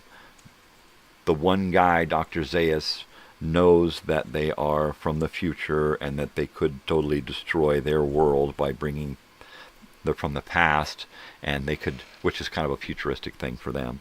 But it's really weird. Lunchtime. Wow. Hashberry Stumble. Been and gone. Well, hello, Hashberry Stumble. Good morning, good morning. What's going on, baby? I didn't realize I had somebody new here. My eyes don't work so well, so I look down and see your colorful little icons there, and it all looks the same to me, baby. Right? Everybody looks the same to me. Totally, eh? Looks like I got a new little glass screen here from my glass bong. Look nice and clean, eh? That ought to hit nice, eh? Oh, geez, we're going back north again. Oh no, fucking hosers. Totally. My eyeball. My eyeball. Me eyeball. Alright, so Planet of the Apes, they had a lot of great guest stars on there. Two of my most favorite guest stars that were on here were Sandra Locke, the longtime girlfriend, concubine of Clint Eastwood, right? She was in a few of his movies, and the movie that she was in with Clint Eastwood that I loved the most was probably The Gauntlet. You know, where he's got to go pick up this witness and bring her back, and nobody wants him to make it, right? Planet of the Grapes. Totally. For some reason, that sounds familiar. I gotta heat up my coffee. So Sandra Locke, she was on an episode. And then Jackie Earle Haley pretty young, was on a great episode, and he stole the show, man. He was fucking awesome in that episode. Just fucking awesome. And quite a few other really cool people. But the neat thing about the show is that it had Roddy McDowall at the helm, and that was the best part about it, because he played a similar character, a Cornelius type character, because it's a parallel universe, parallel dimension, that they never say during the series that do they ever speculate that it's a parallel universe after the apes come back to 1978. But and they have to do that. They have to give them the ability to speak so that they can have a movie. The first two movies were great because there were only a couple of humans that could speak. But to have a series, everybody's got to talk, baby. So they do. And yeah, just a great idea. They're just trying to run around to collect the necessary knowledge to try to figure out how to get back home, which is pretty dumb because they're never going to make it. They're never going to time travel back, even though the other apes did. They're never going to get back. They're just not. They don't have the ship. They don't have the means. That didn't stop the apes from doing it. But they're humans, so they're going to overthink everything. Planet of the Apes, the first ones, they just, in the third movie, when they went back in time, they didn't know what the fuck they were doing. They just got that thing up into space and boogied in the right direction and hauled ass and wound up back in time. Could you go back in time? Could you go back in time? And upon doing so, they create a parallel universe, another timeline. And that's heavy. That's some heavy shit, man. Because how do we know it hasn't happened? I feel like it's happened because I'm always questioning not reality, but everyone's version of reality, right? How is everybody okay with this? And why are these things in our past or in our present when they were gone a long time ago, right? And I have a hard time with like the Mandela effect, right? Things don't always line up. Somebody passes away and I'm like, wait a second. You know, that would be like me talking about Roddy McDowall as if he did pass away in 1997, 98, right? Which is when he did back then. And then hearing about him passing away, last week. That is kind of the thing that happens to me on occasion, where I'm watching a movie of somebody and thinking, wow, man, it's a bummer we lost them so early. And then I hear about their death, last Tuesday, and I'm like, wait a second. Am I going to have a glitch here now and everything is going to go? It could be. I could get glitched right out of existence. But then again, maybe not, because I was I don't know, what do you call it?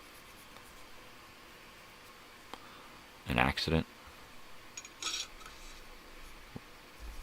Maybe I have a better chance, man, of not being erased from time, man. Don't erase me, man. No, really. No, really, man. Let's look at a TV guide. We have two TV guides here. This first one is August 5 through August 11, 1978, with the Jeffersons on the cover, and the next one is August 6 through August 12, 1977, with the Muppets on the cover. And I'll show you both of those. Here we go. And there's two TV guides.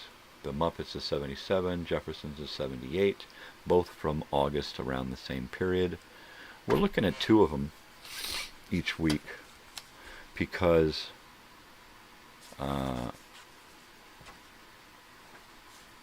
we've got a few for August. We've got a little bit more than usual.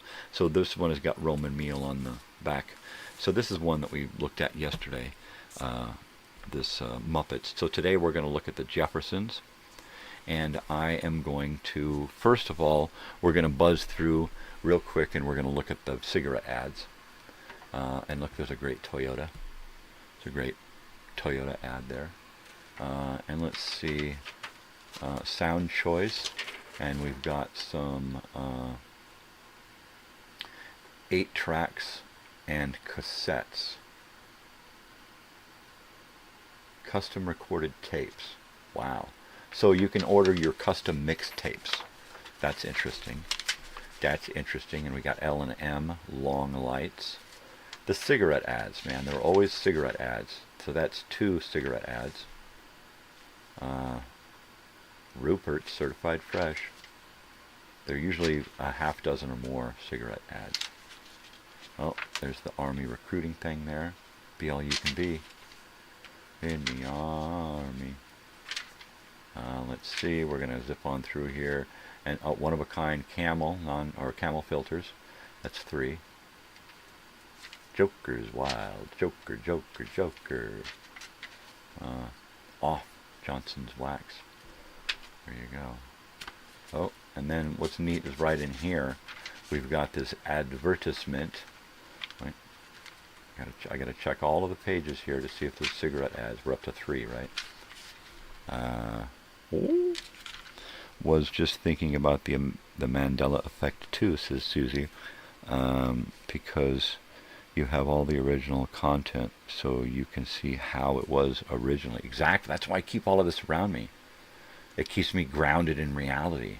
Yes, it's the past reality, but that's the reality that I know, right? I'm a weird. Even my daughter, she looks at me like, "Man, you're a weird dude." I think she's studying psychology so that she has some kind of understanding of who I am, right? And I'm going to do that there, so you can. So we're here together. Totally. Let's see, Ancient Egypt. That's what it was. This book in here, the Life and Times books of great ages of man. And what's really cool in here is it's got these books. My father had these books. And I remember going through these books. These were my windows on the history, right? And I've got a small collection of similar books like this. A couple of little collections. I would love to have like the Civil War, the Indian Wars, the Native American ones, the Civil War series. There's just so many great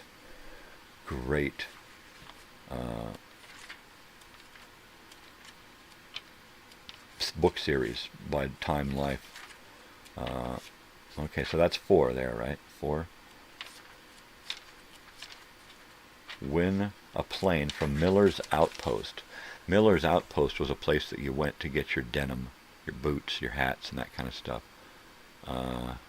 Bakersfield, Modesto, Fresno. We had one in Lake Elsinore. Miller's Outpost. I believe it was in Lake Elsinore. It was either Lake Elsinore or Corona or someplace nearby. But Miller's Outpost was the place where you went to get your jeans. You know, Visalia, Clovis. Yep. Let's see, we got another cigarette ad in here somewhere. I know it. I know it. Lose fat. Always diet pills. There were always diet pill ads in here because you get the housewives wanting to drop a few pounds for the hubby, right? Here we got Merit cigarette. So that's 5. That's 5. Come on, we got to get there. There it is. We're going to get there. And of course, there's always an alcohol ad. There's always a couple of car ads. Chevy. The Chevy Monza. I knew a guy who had a Chevy Monza. So there's Bacardi, and then of course we've got 5, and there's 6. 6 is the Cools, and then Sears, and then 7 Newports, and that's it. Those are the cigarette ads right there, baby. All right, let's check out and see what's coming on Saturday morning cartoons, and we'll look at that real quick. Early morning Saturday. But before we do that, I'm gonna heat up my coffee, and I'll be right back because I gotta do like a bong hit and stuff. And this coffee is cold now.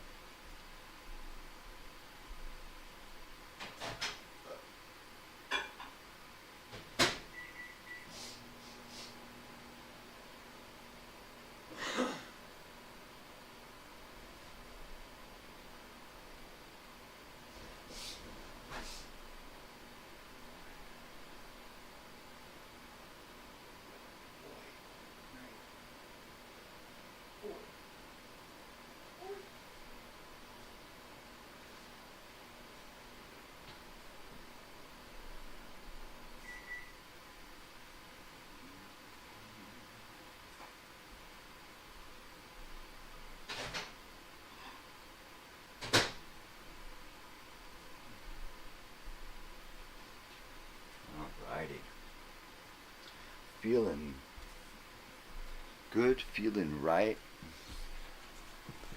Totally. Oh,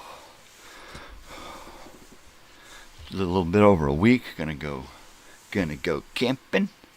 Here we go. Johnson's Wax. My sister lived in Racine, Wisconsin, and was the pastor's wife of the Baptist Church, and got tons of Johnson's Wax products given to her in the 80s.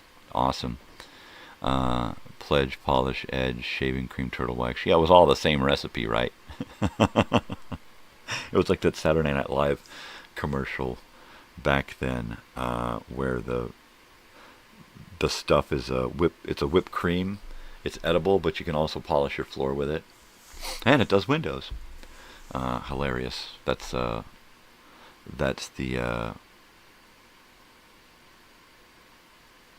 oh, there was on this morning. Then the commercials, there was one of those products. Anywho, I got to drink some coffee. He's gone, but he'll be back. I'm back, but I'll be gone. Are Scottish commercials full of innuendos? Yes, they are. Well, innuendo. That's an innuendo. Oh my gosh, no. Oh, really? Let's see. I am going to look up Scottish commercials, Scottish TV.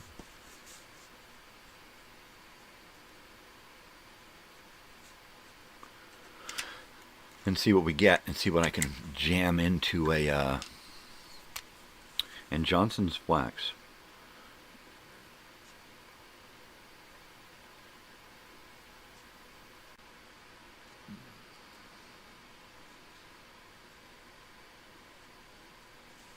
And see if I can find some commercials on Johnson Wax. Yeah, we make creams, sell them as creases. Never really noticed. Oh, by the way, Hashberry Stumble. If you reply to something that I've said, you have to kind of give me a clue as to what you're talking about, because by the time the comments that you're saying get back to me, it's been almost a minute. So I'm like, what are they talking about, man? So always kind of leave a little reference as to what your comment refers to. The mom from the Brady Bunch. Yeah, exactly. I've got one of her in those commercials there. But totally, yeah.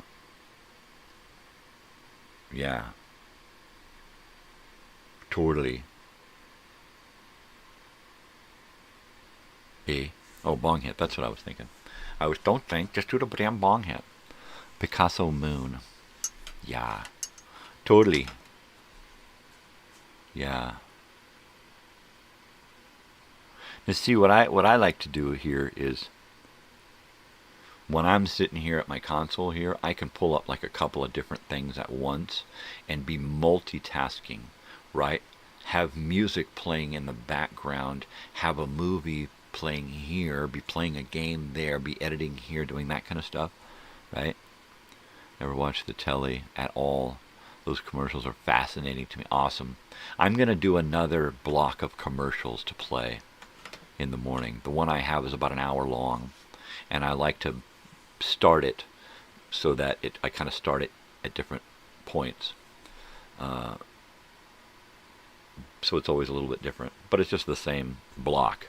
It's not a mix, which I could do that too. I could just do like open up a file of different commercials and then hit shuffle. But for me, it's just easier to have one file that I can just go and push and not have to screw with. Sometimes the player is a little off and the sound is a little off if it's used too much. But I'm glad you enjoy the commercials, because I love them. They're a total take back, a throwback. So I'm going to put together another block of commercials, because I've got these big giant chunks, 15, 20 minutes, an hour long, of commercials around a show, right? And it's just the commercials. So what I need to do is I need to take those blocks, big huge blocks, and split them up in their little 15, 30, 60 second elements, and then save them as those elements, and then I can use them for the video time machine or for a commercial block. Yeah, baby, passing it to Hashberry.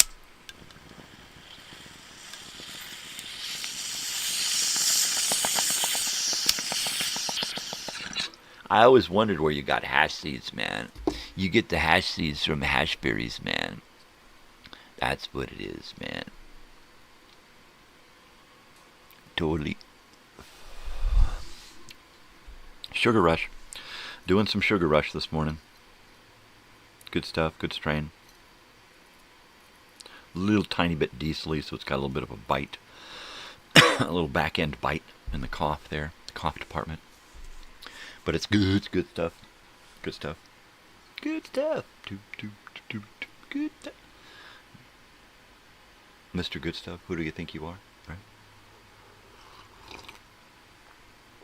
I don't know.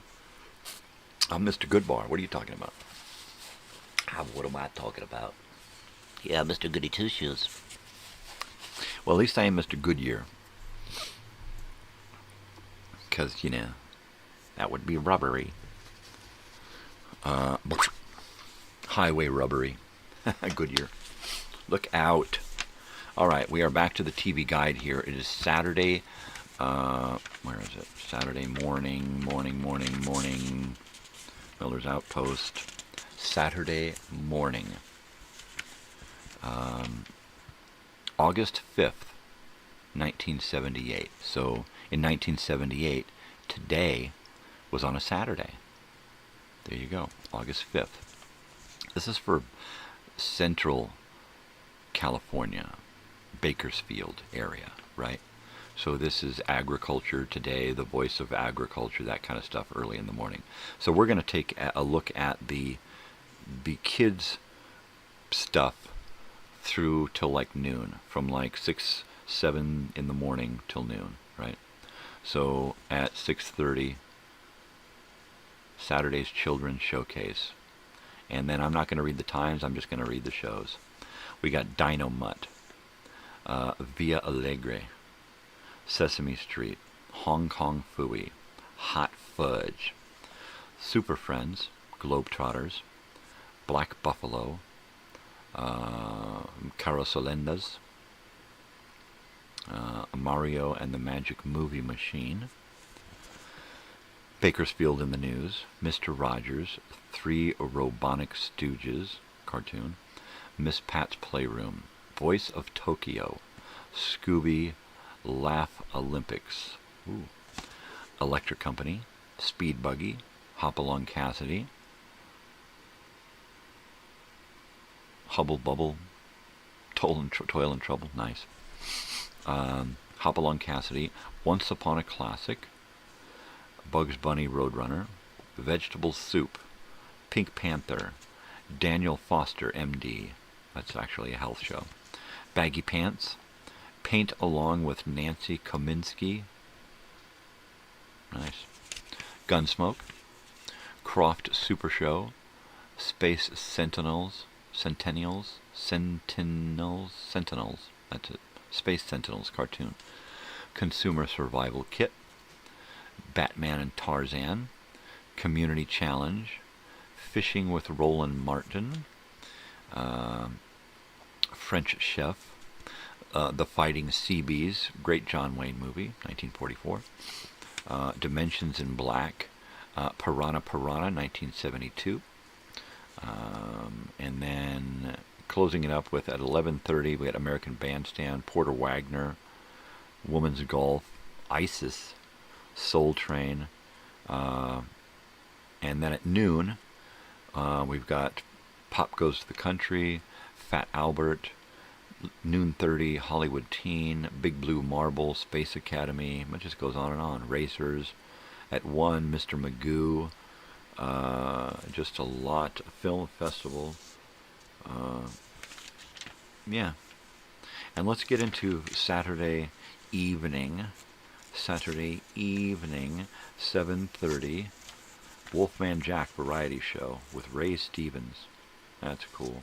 Sha Na Na at 7. Wild Kingdom also at 7. And then 8 o'clock on August 5th, 1978, Saturday, we've got a pilot, a musical, The Archie Situation Comedy Musical Show. Archie and Reggie, Dennis Bowen and Mark Winkworth. I'm not seeing it. World War I documentary, Bob Newhart, great performances, Box de Mexico, Bionic Woman, comedy, The Male Animal. At 8:30, all that was 8, great performances, and Baby I'm Back. Dissatisfied with both Ray and Wallace, Olivia, Dennis Nicholson, decides to strike out on her own and take a government job on Guam. Damon Wilson, Ed Hall, and Helen Martin. Damon Wilson, isn't that the guy from Sanford and Son? I don't know. Edgar Rice Burroughs, The Land That Time Forgot, at 9, alongside The Love Boat. The Land That Time Forgot. That's a great, Doug McClure. Great movie. Total cheeseball. Burn, Italian, 1970. Marlon Brando. Ooh, British agent movie. The Lavender Hill Mob. It's Saturday, so we're looking at Saturday movies. To go up against stuff like Fantasy Island at 10 o'clock. Great performances. Black Sabbath, Italian, 1964. That's on one of those channels right now. I think it's on Prime. At 11, we've got All in a Night's Work, 1961. Shirley MacLaine, Dean Martin, Cliff Robertson, Wolfman Jack, more Wolfman Jack. Ooh. Saturday Night Live, Paul Simon sings Slip Sliding Away, and You're So Kind, So Kind. Charles Grodin. This is a repeat. This is one of the early shows. He's done a lot of shows. He was in the first couple of episodes. Wasn't he in the first episode? I know somebody, I was thinking Bob Dylan or somebody came out and the whole show, all they did was come out and sing. They did a couple of skits. So it was, essentially it was just a concert. But they were competing with other shows that were, Don Kirshner's and Midnight Special and stuff. Skit shows didn't really hit off like that until Saturday Night Live. And then they were freaking everywhere. Alright, we got Sunday. Let's take a look at what's Sunday evening. And then we'll look at yesterday evening, Monday evening. Monday, Hollywood Squares. Diana Canova, Diana Carroll, Diane Carroll. It's weird. Billy Carter. Oh wow, President Carter's brother. Nice.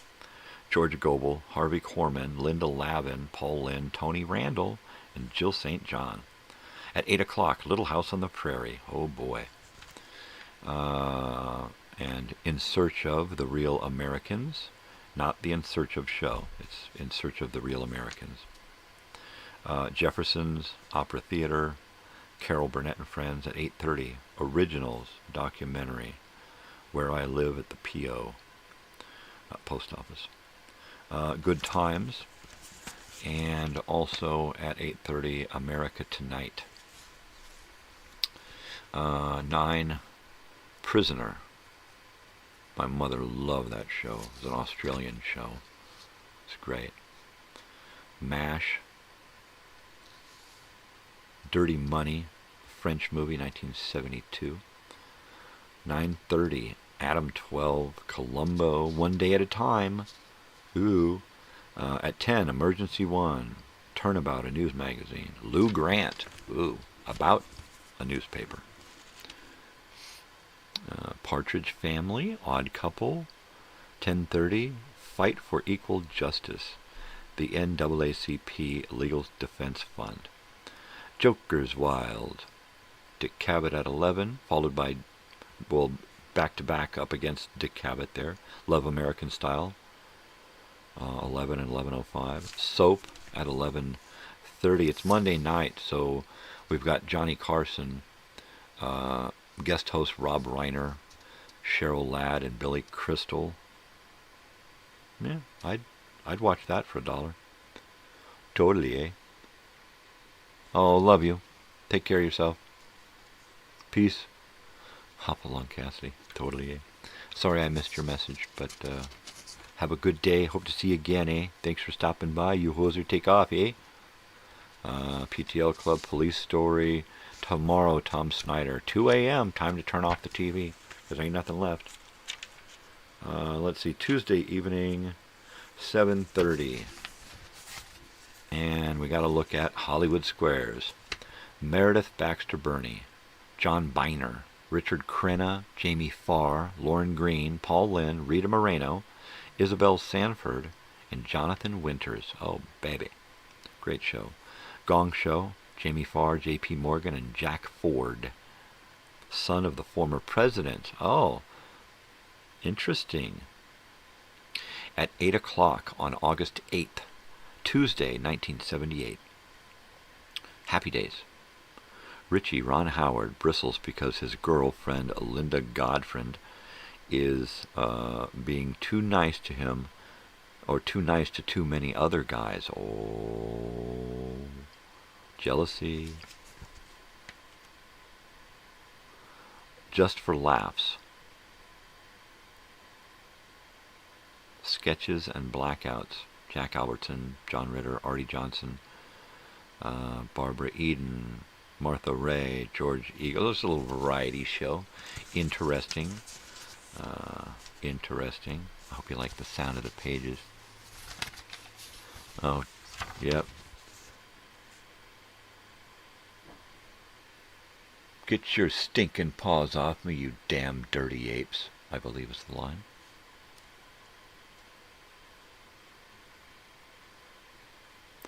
North Star, Mark DiSuervo. I can't read that shit. Metal Construction Studio, New York City. Oh, he's an artist. I get it. Charlotte's Web, Part 1, 1973. Wow, they're going to milk that one, huh? Hollywood Television Theater, and the Soul Shall Dance. Japanese American farm families eke out a living in Depression-era California. Yeah, it was pretty heavy. It took them a long time to get established and get working, and then World War II came along, Pearl Harbor, and they just rounded them all up and took all their property, and they had to fucking start all over again. Yeah, they got a little stipend, a little payment. What? Here's a few bucks. Go back and eke out a living. Go start over again, you bastards. Shit's happening. We're just going backwards. Anyway, let's see. Laverne and Shirley at 8:30. A poignant episode is rerun. The Slow Child. Oh, that's the one about a girl who they say is mentally retarded, but it's more like she's either has Downs or autistic or something, because she's not really, I don't know. She's just not completely together. Hey, good morning, WW. What's going on? Wilbur the Pig, totally. Debbie Reynolds played Charlotte. Henry Gibson played Wilbur. Totally. At 9 o'clock, Three's Company. An Andy Griffith movie, Deadly Game, 1977. Ooh, fancy pants.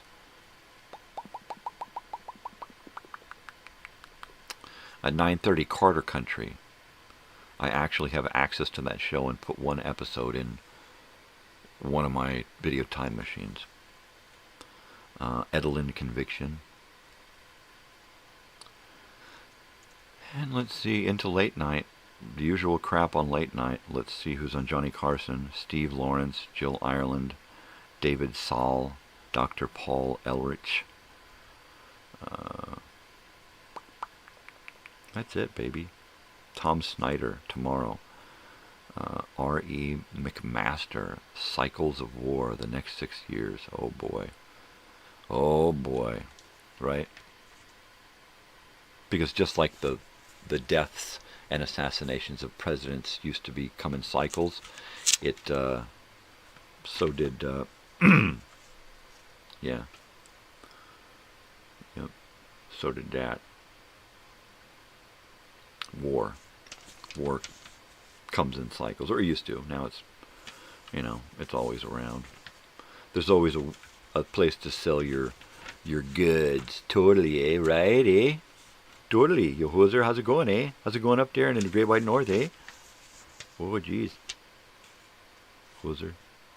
All right, here we go. 7:30, Hollywood Squares. Victor Borg, Diana Carroll, Mac Davis, Melissa Gilbert. 78, so she's kind of young. George Gobel, Paul Lynn, Carl Reiner, Fred Willard, and Joan Rivers. Oh, Joan Rivers harassing Melissa Gilbert. Can you just imagine it? At 8 o'clock, oh look, In Search Of, at 7:30, a look at the role of hypnosis in such field as medicine and criminal investigation. You are under hypnosis. Tell me if you're guilty. I'm guilty. Unadmissible. At 8 o'clock, 8 is enough. Yeah, baby. Yeah, baby. Oh, Susan punches a drunken heckler at a nightclub. The nightclub debut of David. I remember that. He was up there singing, David and Tommy. And she got up and just... Yep, got the whole family of kids into jail. It's great. Had to come in and bail all their kids out of jail. They all had a record at an early age, even the little one. Hilarious stuff, baby. Peter Lundy and the Medicine Hat Stallion, a 1977 movie. Remember the movie Strange Brew? Take off, you hoser. Elsinore beer. I know it because I'm from Elsinore, California, eh? So any reference to Elsinore, it's like totally, eh? Kick Melissa Gilbert's ass, Joan. I don't know. If it came to a fight between Melissa Gilbert at that age and Joan Rivers, I'd have to go with Melissa Gilbert because she was a tough little chick. She was. She had been around Hollywood since she was tiny, right? I mean, Little House on the Prairie, what came out in like 1970 or 72 or something.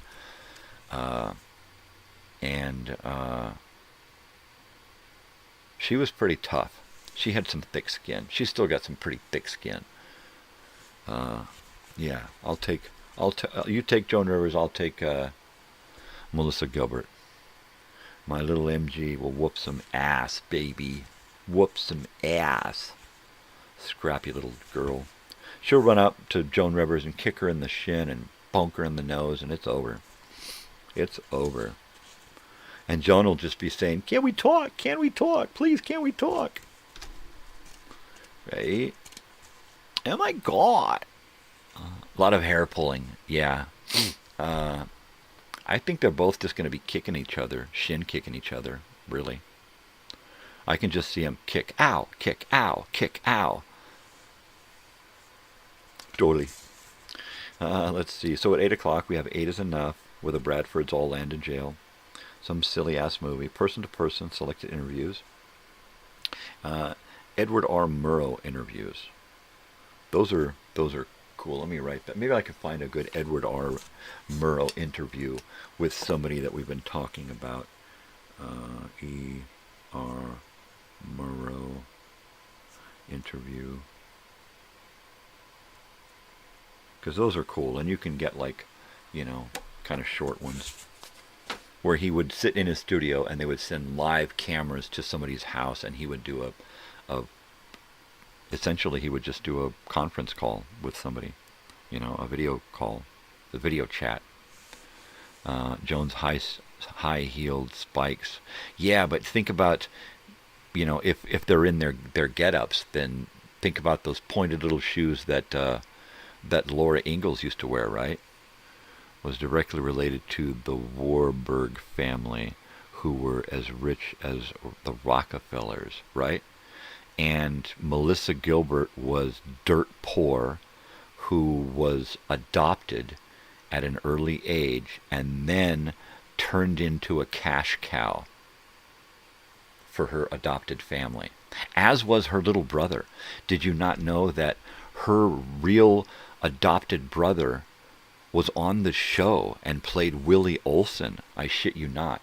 And they hated each other. Willie Olson, the actor who played Willie Olson, was really highly religious and has different moral values than Melissa Gilbert. And they grew up together and did not get along at all. Oh, totally. I love Joan Rivers. I'll watch Joan Rivers anything she's on way back then, in the 80s, 70s and 80s. We get into the 90s, and I start fading away, because I faded away from everything in the 90s, right? But totally.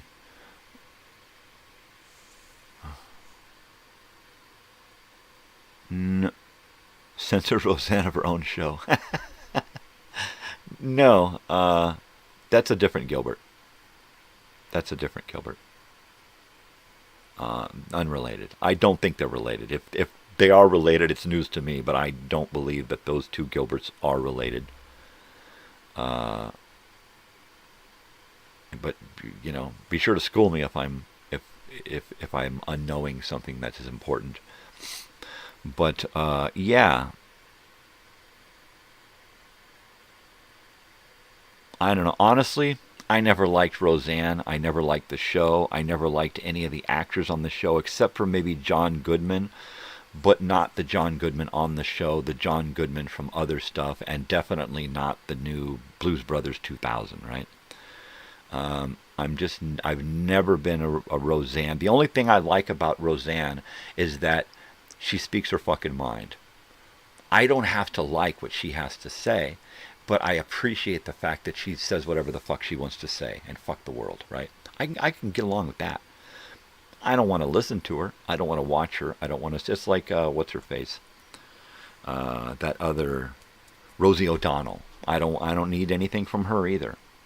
It's good on her that she can do that, right? And not give a shit what people think.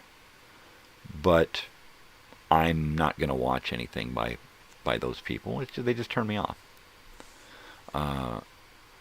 So it was kind of funny, because I didn't watch the show in any of its, maybe a little bit in reruns way back in the 90s. I might have seen some Roseanne on TV. But half sisters. But I just was never into the show, and I was definitely never into Roseanne. You know, it took me a while to come to terms with the fact that I don't have to like people, right? And it doesn't have to bug me, you know, and I don't have to like disallow people. Is the biological daughter of Barbara Cohen And Melissa Gilbert is the adopted daughter of Barbara. Oh, so they are related. Half-sisters? Wow. That is news to me. That is total news to me, eh? God, I'm shedding like a sheepdog, eh? We're right in the middle of the TV Guide reading. So I'm just going to read some more from the TV Guide because I've been schooled, man.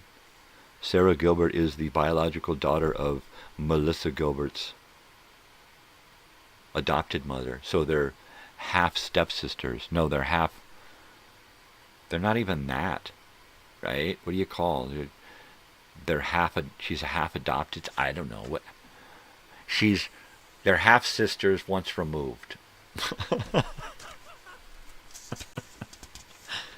I don't know. I wonder how Melissa Gilbert would explain it versus how Sarah Gilbert would explain it. How they're related, right? We're just related. The Royal Family, a 1927 comedy, a Barrymore-like brood. Flamboyant offstage is on. Okay. There you go. With a bunch of weird people in it. That I just recognize. And what else do we have? With interviews with Barbara Walters at 10 o'clock. Really? We've got interviews with Bing Crosby. My father really liked Bing Crosby.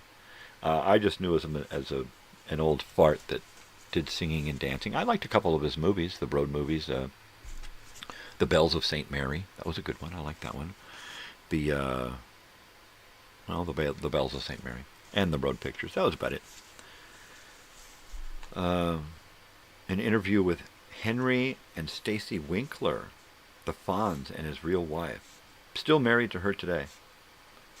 Donnie and Marie interview. Dolly Parton. Wow. She just interviews everybody, doesn't she? Fancy Pants. Also at 10, Policewoman. And that's an Angie Dickinson show there. America Tonight. Twiggy.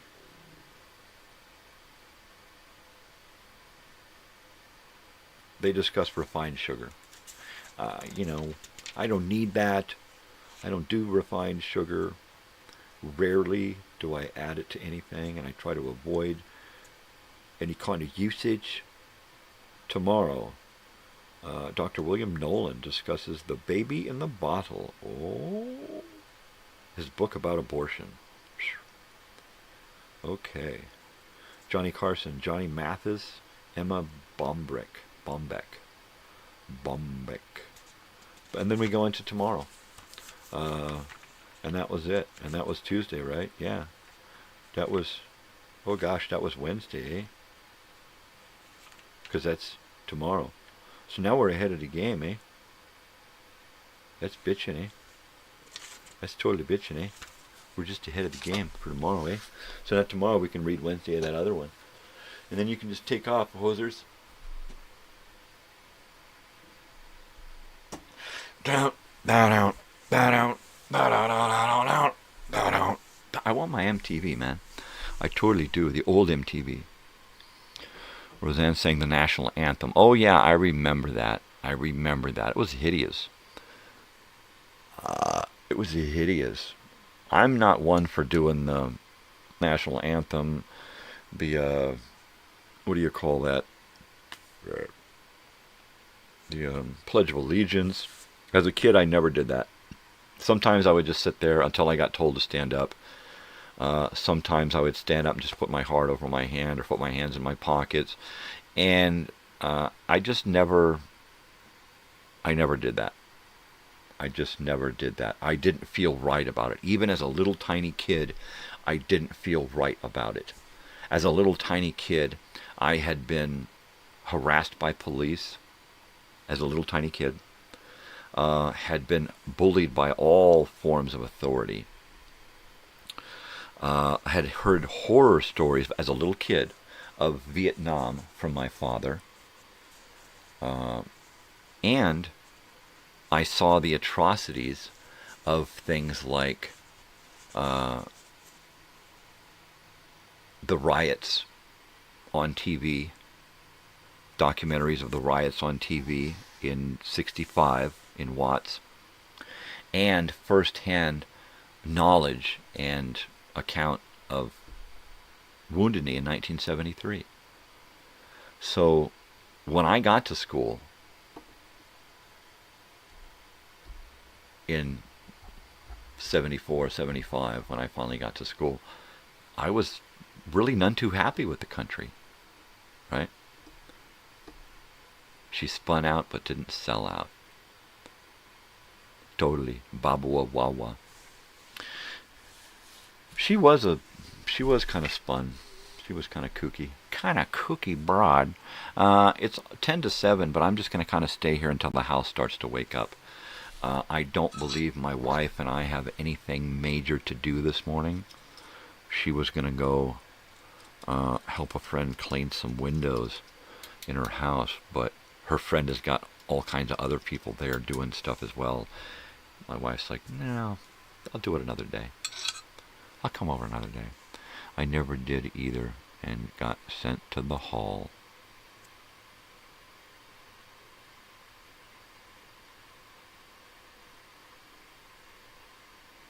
She smokes cigarettes, Roseanne. Well, yeah, of course she does. 'Cause she smokes. I smoke pot, so why wouldn't I smoke on my show, man? Into the hall, man.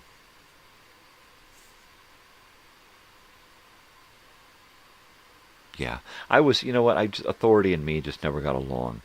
If they were nice, if they were compassionate and humane, that would be different. I would be all about going directly to authority and saying, hey, help me, please. I need help. But I always used to get ridiculed and bullied and ostracized and, you know, don't talk about him. He's that little kid over there. And, you know, when you're young, you may be young, but you ain't stupid. You know when people are talking shit about you behind your back. You walk into a room and everybody shuts up and starts giggling, and right? And I got that a lot growing up. And I would get it from adults. I'd walk into a classroom and an adult would look me up and down and start laughing, right? Sure. Yeah, I'm sure Roseanne is still funny as hell. She's just not my brand of funny, right? I have to be able to appreciate the actress, comedian, who is celebrity. I have to be able to appreciate them in some capacity before I can be entertained by them, so to speak, I guess. And I just don't get any. I don't get it. I just don't get it. Not my cup of tea. Yeah.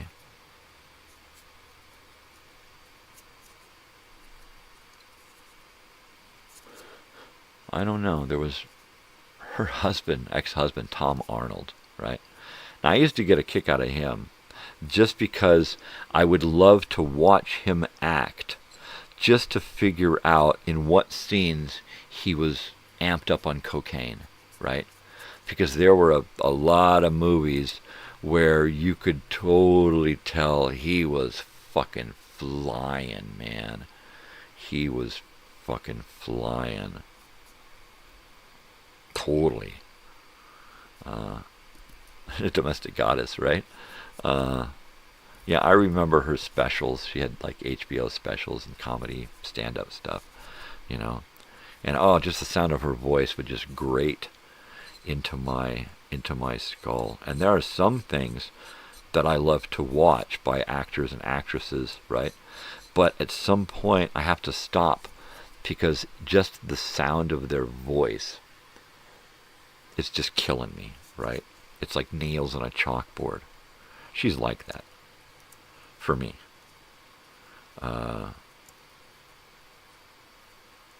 Yeah, I'm sure if I sat here and thought about it, I could probably come up with a half dozen men and women, at least, that their voice just irks me. Just totally shreds my head. Yeah, can you hear me now? think about, I have to check my cup here for that moth. I don't know where he went. Oh man, it cooled down. I'm going to heat it up for the next hour that we're moving into. I'll be right back. Talk amongst yourselves. Pose me a question. Have a hit. Have a heart. Yeah. Have a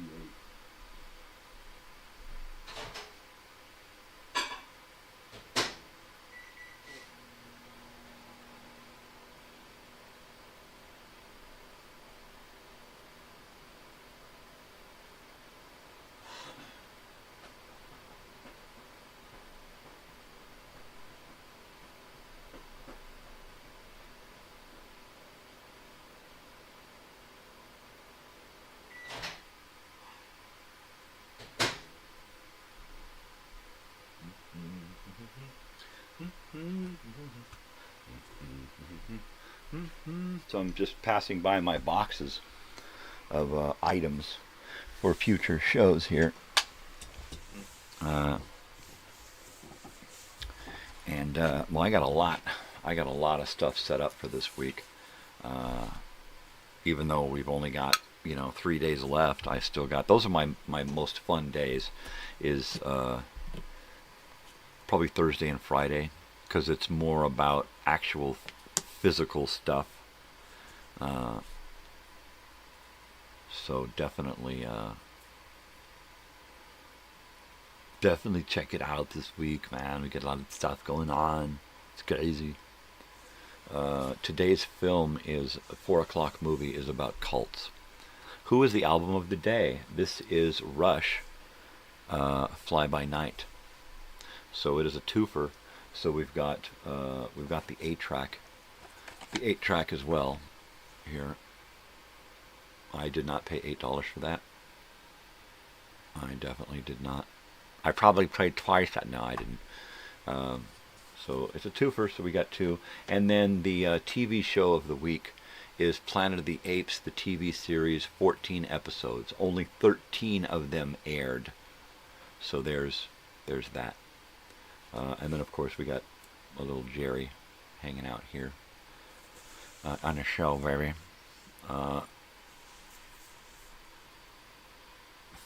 I did not see Fear and Loathing. I'll see if I can. Fear and Loathing in Las Vegas. That's one of those movies that everybody said, you got to see it, man. You got to see it, dude. And I was like, don't tell me what I got to do, man, because I won't fucking do it. And I never did. There you go. So I never did. Someone needs to invent. The title track is great. Someone needs to invent a self-heating coffee cup. Keeps your coffee warm perfectly. You know what? I have this thing that my wife gave me, and it is a coffee cup hot plate. And I just set my coffee cup on it, and it heats it from the bottom. And if I keep it covered up, it stays warm. But I have trouble keeping stuff on my desk. And while I had it here for a week, it got the boot the next week because I had to take the extension cord for something. So eventually I'll get my stuff set back up here and get it permanently plugged in here somewhere on. I have to have my coffee cup off to the side, out of reach, or I will swing around with something and bump into it, knock it over. I can't have it anywhere near my computer stuff. Totally, Rush, eh? Totally. A bunch of hosers, take off, eh? To the great white north, take off. It's a beauty way to go, take off. Totally, take off, eh? Right, so I'm going to do like another bong hit here. I'm going to smoke some bong hits, and I'm going to drink some coffee, and we're going to talk about stuff, eh? Because, like, we're going to talk about Great White North, eh? Don't you know? What other songs are on that album? Well, let's take a look at the 8-track here. We've got Anthem, Rivendell, Best I Can, Beneath, Between, and Behind, Making Memories. That's the first side. And then the second side is Fly By Night, Bytor and the Snow Dog, I at the Tobes of Hades, Two Across, right? Oh wow. The Styx, So 1 is At the Tobes of Hades, 2 is Across the Styx, and 3 is The Battle of Epilogue. And then Bytor and the Snow Dog concluded, and then In the End. So if we do the album and look at the album, it says Anthem, Best I Can, Beneath, Between and Behind, Bytor the Snow Dog, and then on the other side it's got Fly By Night, Making Memories, Rivendell, and In the End. Wow.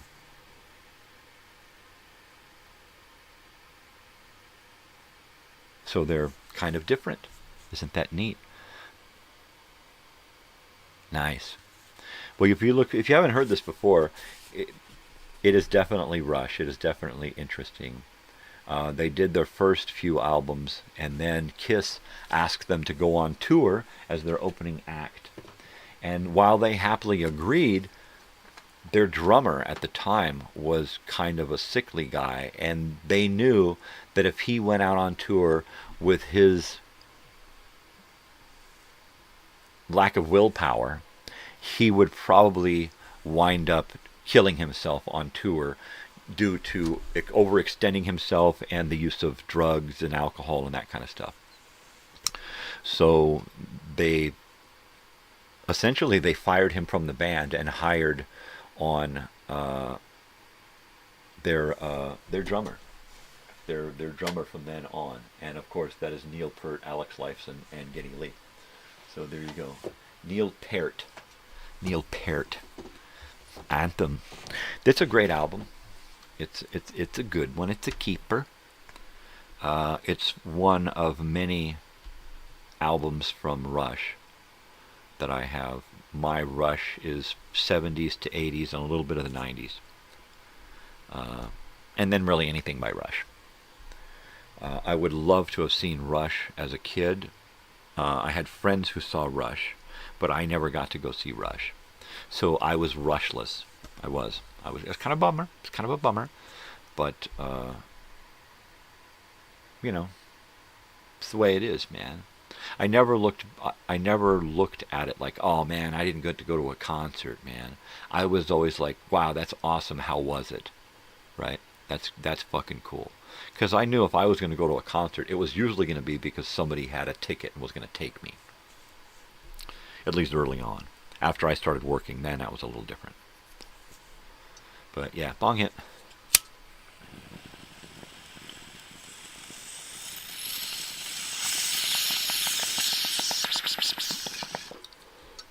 I love their early stuff.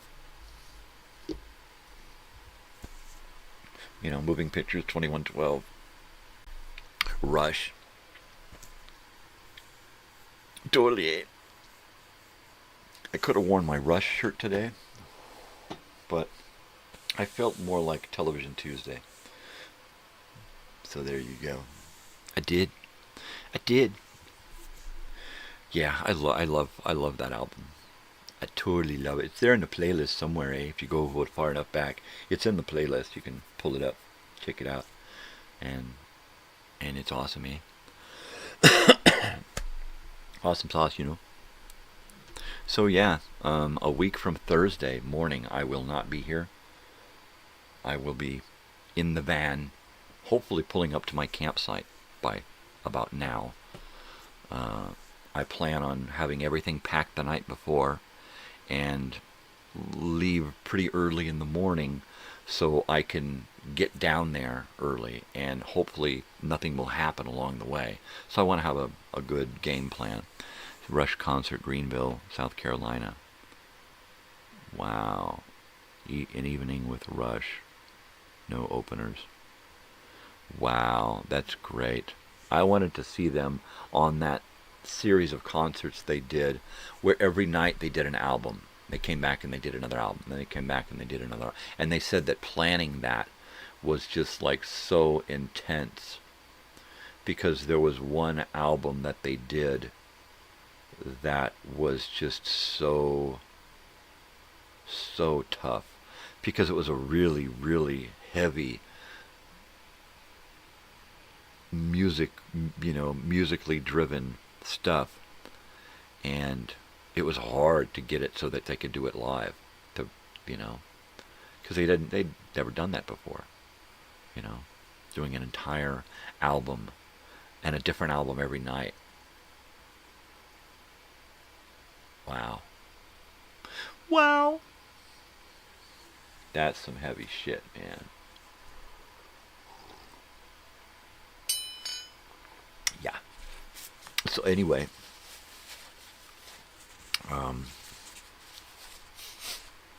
tomorrow we are going to listen to and discuss Tarzan, the old-time radio show.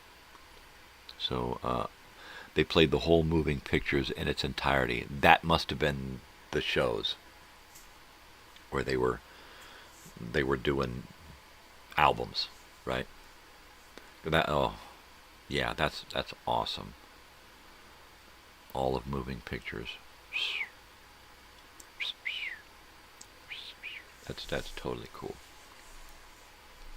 That's totally cool. I knew a guy his name was Hoser. Funny enough, but his favorite band was Rush, and he went a number of times. And he took his little brother once, one of my close friends. So I got to hear the stories about Rush, and that was cool. That was totally cool. I got to see quite a few concerts growing up, mainly because of family and friends. Because, you know, what the hell did I know? And then once I started working, then I was able to say, hey, look, I got tickets. Who wants to go? Which was pretty cool. And like I said, I started working at 15 years old. Before that, doing swap meet stuff with my mother and father. But I was working a legitimate job on my own that I got for myself at 15. So Friday, we're going to talk about that. We're going to talk about making money as a teenage runaway, right? Homeless at 15. And, you know, while I was staying with families and stuff a lot, I was still like, you know, I need money. And I would work for those families. I would offer to help them do things to help pay for my stay, or they would pay me to do little projects, or they would find me a job. Hey, my friend needs help mowing lawns or something, and I would do that. So we get to talk about all the different ways of making money.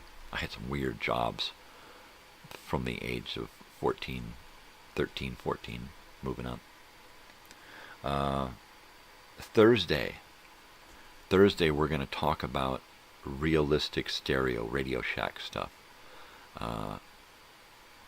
And we'll unbox an original 1982 stereo tape deck, cassette tape deck.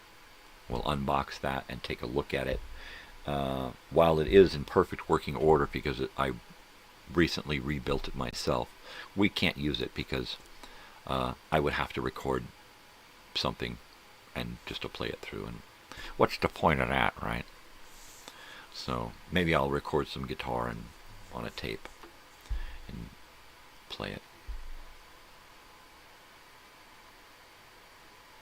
Anywho, and it was one where the first track is Tom Sawyer. That's the opener. Is that 2112? The second set after the information was so sick. Yeah.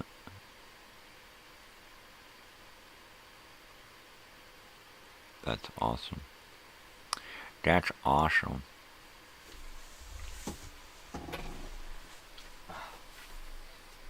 Totally.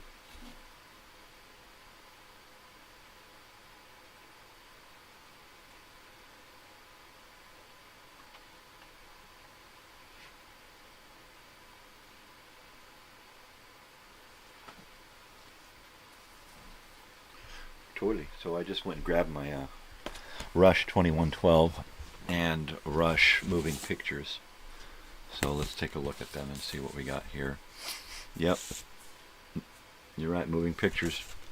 Tom Sawyer, Red Barchetta, YYZ, Limelight, The Camera Eye, Witch Hunt, and Vital Signs, right? Now for me, 2112 was that one that I first heard from Rush, 1979. And that's because my father brought it home from Tower Records in 1979 and gave it to my brother, right? And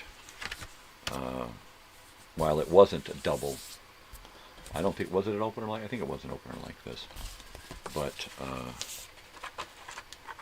man, what a great record. So this one here was 2112, 1 Overture, 2 The Temple of Syrinx, 3 Discovery, 4 Presentation, 5 Oracle the Dream, 6 Soliloquy, and 7 Grand Finale. And then the other side was A Passage to Bangkok, The Twilight Zone, Lessons, Tears, and Something for Nothing. I believe this is the one that they practiced that they said was so tough because it had all of these weird songs, that first side, 2112, and then all of those different parts. They said that that was just bizarre. I wish I could have seen Limelight live. Totally. Actually, everything on side 1 of Moving Pictures, I'm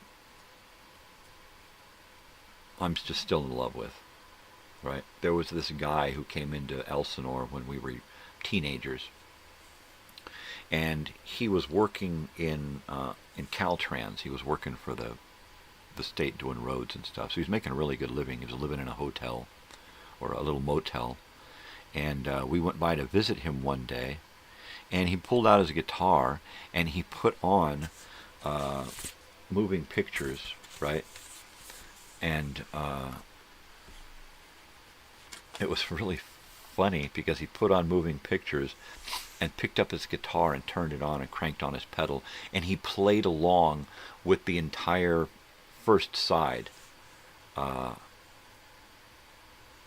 and did all of the guitar perfectly, right? Had his stereo cranked up and his amp cranked up, and he was just fucking shredding it. And everything was exactly like it was on the album. I mean, to the note. It was beautiful. And I saw the guy once or twice after that, and that was it.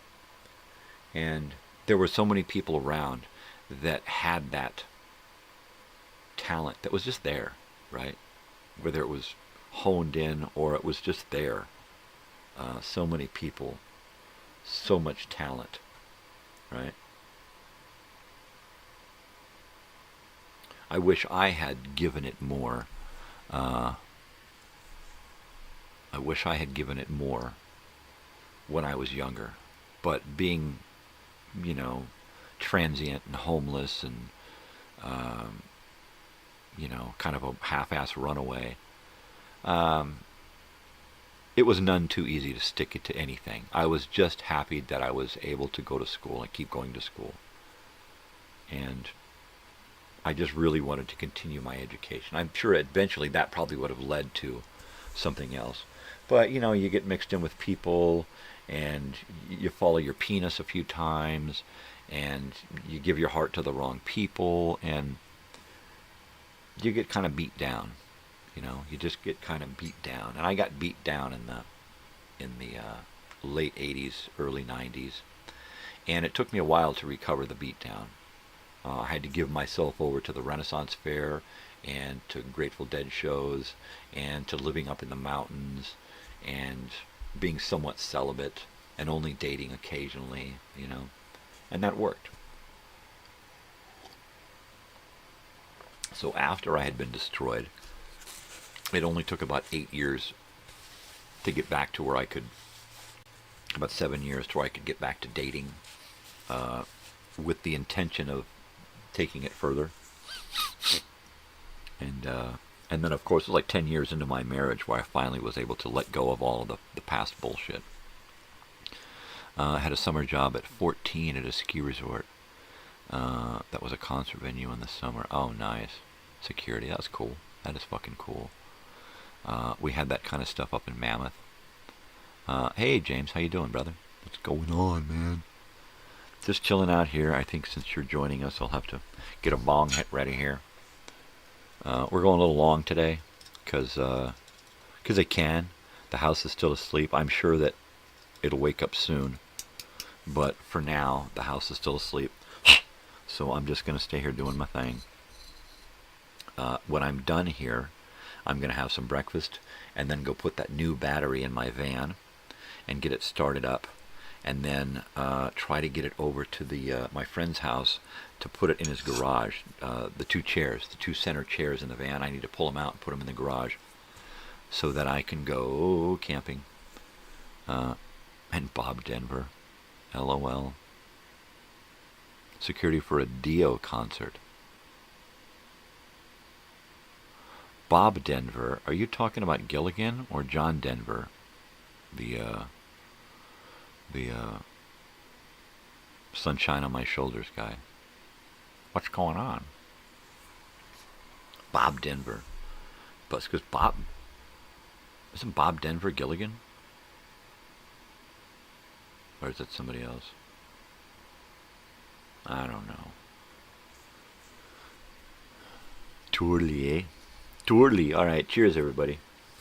I'm going in. Cover me.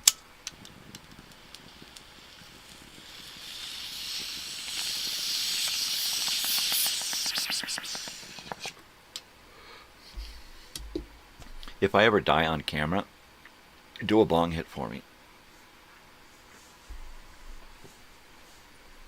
Right, eh?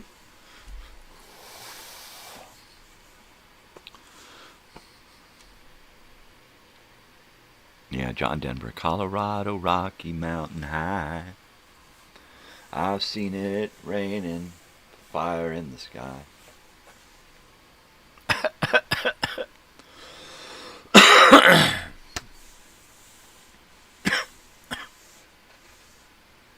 I would say that they're a little bit different crowds, yeah.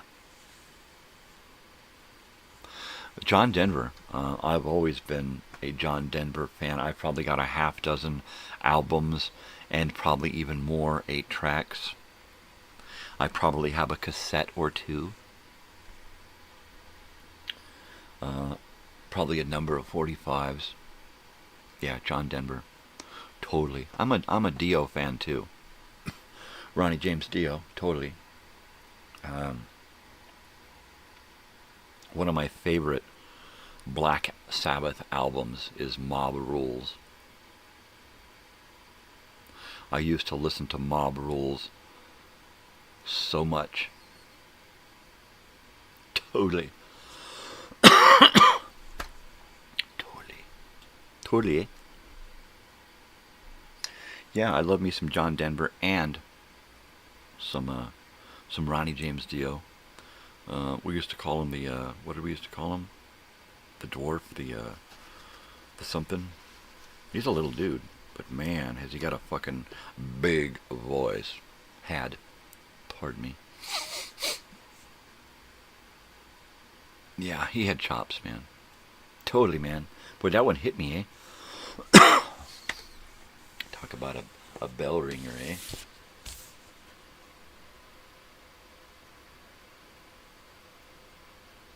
Okay, so I'm just gonna ask you a question, eh? There's this album, right? And if you look, doesn't that look like on the picture? If I could hold it still. Tom Cruise, eh? It's Tom Cruise in the picture. Totally is. I'm totally saying it's Tom Cruise.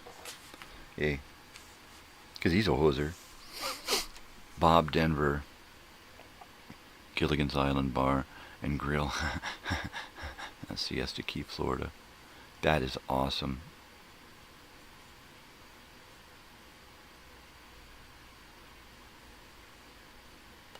So it was Bob Denver. That's great. Oh, I got you. Bob Denver's photo. T-shirts. Yeah, that's awesome. I bet did he get sued? Did somebody sue somebody over it? Or did they actually pay Bob Denver to use his likeness? Because I could totally dig it, man. You know, America's just got this culture of suing people. Lawsuits, lawsuits, lawsuits.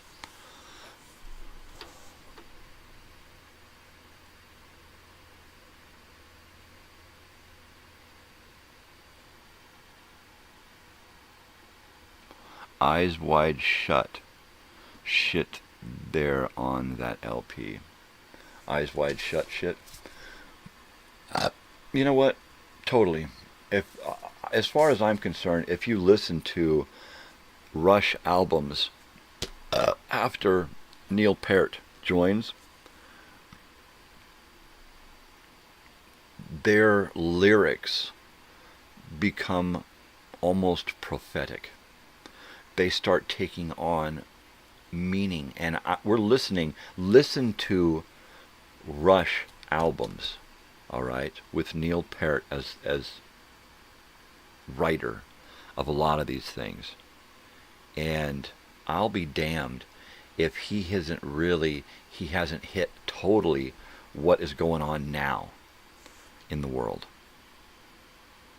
I remember when they got busted for weed, right? Totally. They probably used to hang out with what's his face a lot, the parrot head dude, eh? That margarita drinking dude, the cheeseburger eating dude, likes to hang out in paradise, eh? Totally. I don't think I can do another bong hit, actually. I think I've reached my limit this morning. What I need is a lot of coffee and some food. Yeah, heal me now. I think if it wasn't for the show, I wouldn't smoke so much weed during the week. But I smoke a lot of weed during the morning. A good 6 bong hits at least every morning. That's enough to put down the average adult. The average adult rhino. But I like it. Sometimes I got to get done here and go to sleep. But I like it. I have to get the jump on the camping stuff. Oh, Skipper. Hey, little buddy.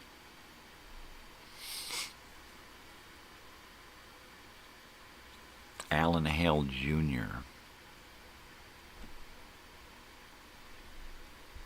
Alan Hale was an actor, big blonde actor. Who was he? What movie was he in? Wasn't he in The Crawling Eye?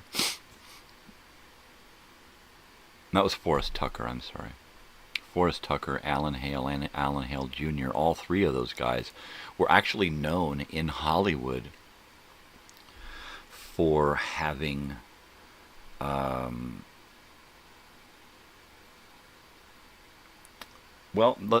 very large genitalia. All right, let's just say it like that. So much so that Forrest Tucker's manservant, right? When Forrest Tucker would come in and get a massage and be passed out on the table, drunker than a fucking skunk, his manservant would charge people money to come in and lift up his towel and look at what he had going on under his towel. I don't know if that's true. That's just one of those stories that I heard. Have you never heard of The Crawling Eye? It was another title, but The Crawling Eye was better, so they changed it to The Crawling Eye. The girl in The Crawling Eye, who plays one of the sister mentalists in the movie, Janet Monroe, that girl there, she plays the girl that gets found on Walt Disney's The Adventures of the Swiss Family Robinson, right? The original movie with John Mills as the father in the movie, who actually brought Haley Mills with him to the island to shoot all of that. So she wasn't in the movie, but she was there during that and got to hang out with the kids, right? Served by his man, exactly. But Janet Monroe, who does a great part in The Crawling Eye, she was also the little girl who had to dress up like a boy for half of the adventure with the boys, because she didn't want to be known as a girl. The pirates would have just, So, but I love the whole story behind Swiss Family Robinson and the making of the movie and going there and all the animals and the kids and that one that one, the young boy, I can't remember his name, the young boy in the movie, Swiss Family Robinson. What a character. Just did all kinds of stuff. And was a complete terror in just about everything. The Crawling Eye, though, that was a heavy movie where they go to a town who, up in the fog on a ski mountain and mountain hiking, ice hiking, just a tall peak, there's something going on and people are dying, right? And it seems to have happened before in another place on a peak far, far away. So there's this investigation.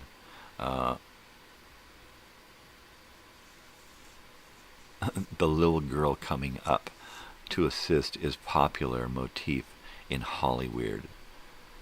Swiss Family Robinson was totally cool. You know what? They've always got that Girl Friday thing in Hollywood. It's not as much. It's not as strong anymore, but it's still there. It's embedded, that male thing, that it's the man thing, and the sex thing, hypersexualization of children, the money thing, the greed, the power, the controlling, the manipulation, right? Oh yeah, it's Hollyweird. It's fucking Hollyweird. Yeah, if you get a chance, watch 2 Janet Monroe movies, Swiss Family Robinson and The Crawling Eye. Let me see if I can find The Crawling Eye here and type it up.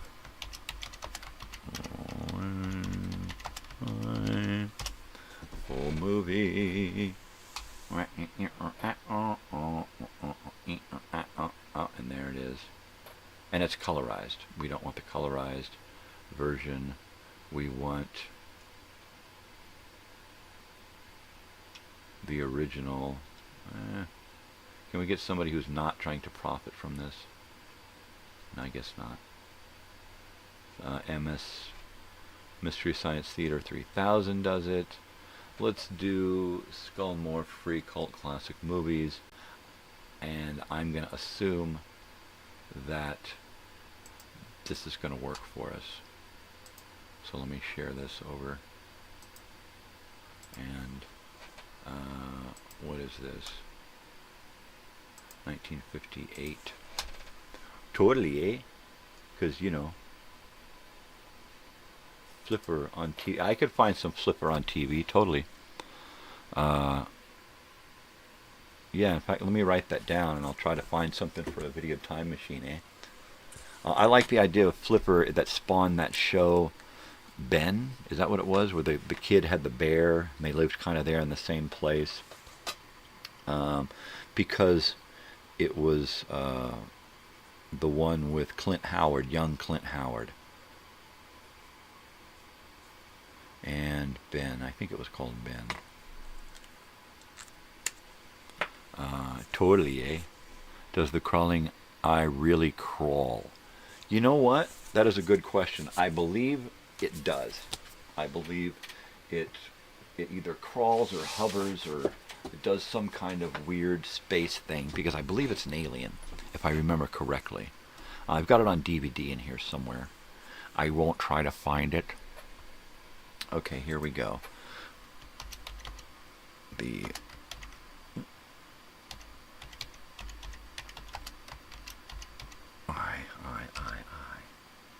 I 1958 full movie. Right there. And we'll say Forrest Tucker and Janet Monroe. There we go. And then we'll put in the link. And there. And that's that. Gentle Ben, that's what it was. Gentle Ben. Alright. Gentle Ben. Ladies and gentlemen. Let's see. and they were on it around the same time. It was a spin-off, I believe. But Gentle Ben was a spin-off of Flipper. They wanted another show like Flipper with an animal, and they what was weird is that they were doing Ron Howard was doing Andy Griffith at the same time as Opie.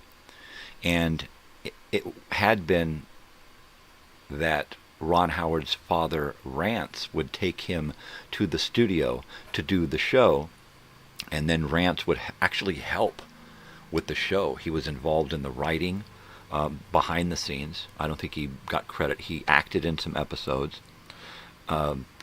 Clint Howard actually was the peanut butter sandwich kid in the Andy Griffith Show. But when Clint Howard got the part for Gentle Ben, Dad had to go over to Florida to shoot that show, and they had to rent another house, and they had to split the family in half, and Mom had to take over going to the theater or to the studio with Ron, while Dad stayed in Florida with Clint. And then he got involved in that show, and he was on that show as a reoccurring character, and he helped behind the scenes and stuff. But he had to stay with the kid because they were kids. So they always had to have an adult around, which made them a great family to get for a job, because you got two kids and you got the dad who could act, plus you got the mother who could also act, but usually was best behind the scenes helping out, right? And they were just a great family. And then when Ron Howard got married, his wife kind of took over the role of his mother as behind the scenes, kind of along with his mother.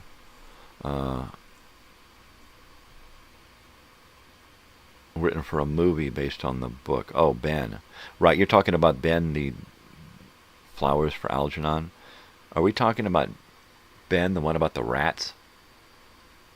Right? Michael Jackson song. I don't know. Oh, look, bong hit.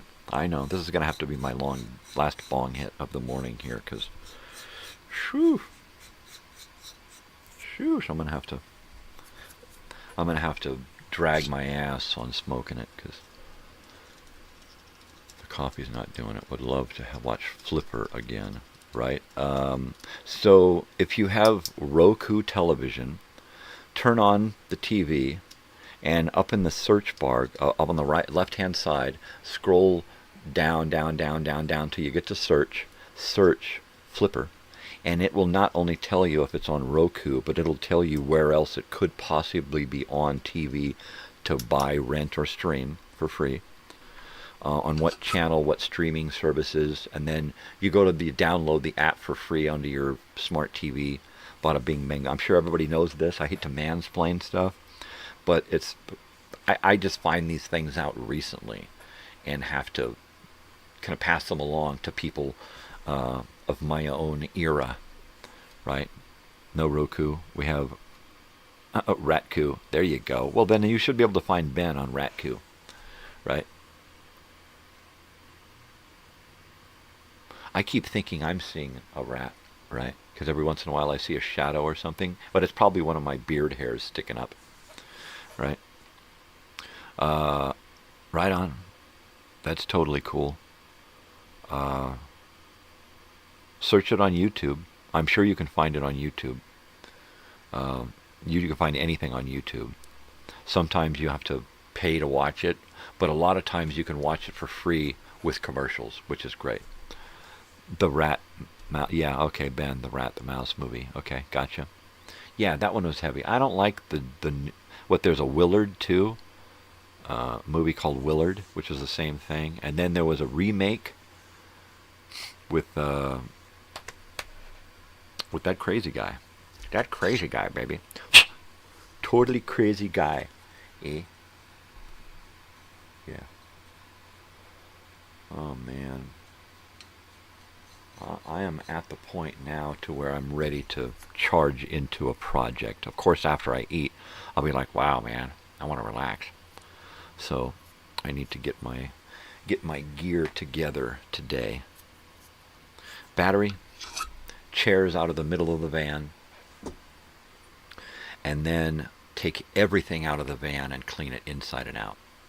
That's got to be my goal for today. If I can accomplish that, I'll be set. And then it'll be itemizing everything to go back in, and then packing it in, cleaning it up, organizing it. A boy and his pet brat, right? Sheesh. I'd rather watch a movie about a boy and his dog. No, I didn't like that movie. That one was kind of weird. Don Johnson. A boy and his robot. That sounds fun. I'll probably write a movie, I Wish I Were a Robot.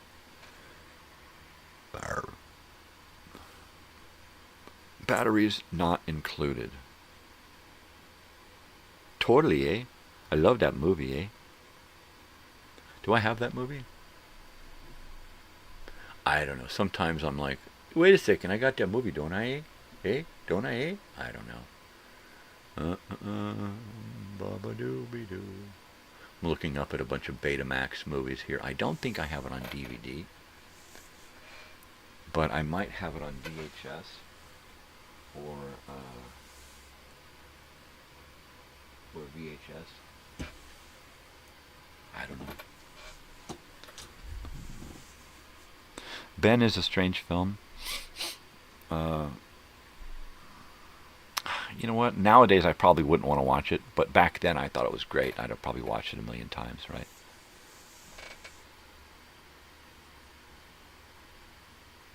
I don't know why, but I just thought of Kiss, Phantom of the Park.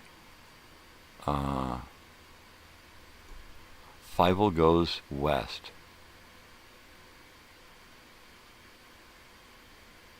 The Fievel, yeah, American Tail, is that what it was? An American Tail, and then American Tail 2, Fievel Goes West, and then American Tail something. Willard. You don't remember Willard? Willard! And then Ben and Willard. Yeah, Willard was kind of a weird, same thing as Ben, just a weird rat guy. If I'm not mistaken, my brain plays tricks on me sometimes, but I'm pretty sure Ben and Willard were very similar in nature, that they both involved guy having fun with rats. American Tail. I gotta write that down too.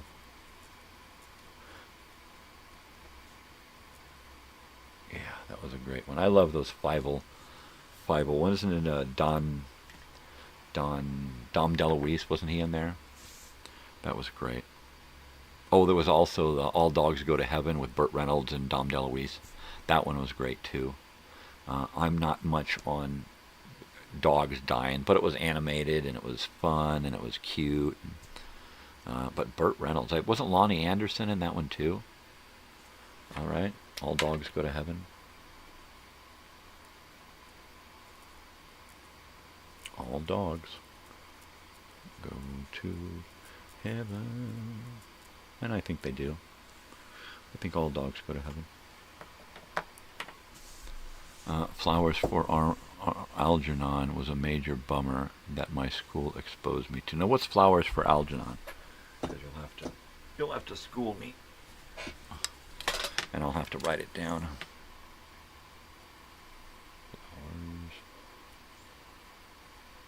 Flowers, Algernon, Torley.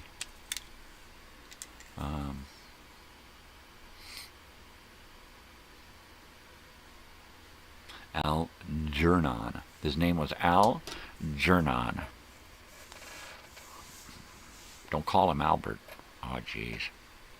It's kind of like Awakenings. Like with Robin Williams and Robert, was it Robert? No. Oh, okay. Books. See, I didn't read growing up. You didn't watch TV growing up? I didn't read. I did not read. Mainly because the authorities were telling me I had to read. And it wasn't what I wanted to read, right? No, don't tell me to fucking read. I ain't going to read. So for decades, I grew up not reading, just not giving a shit, reading as little as possible. And that, therefore, well, because of brain injury and whatnot, you know, I just was never any good at it.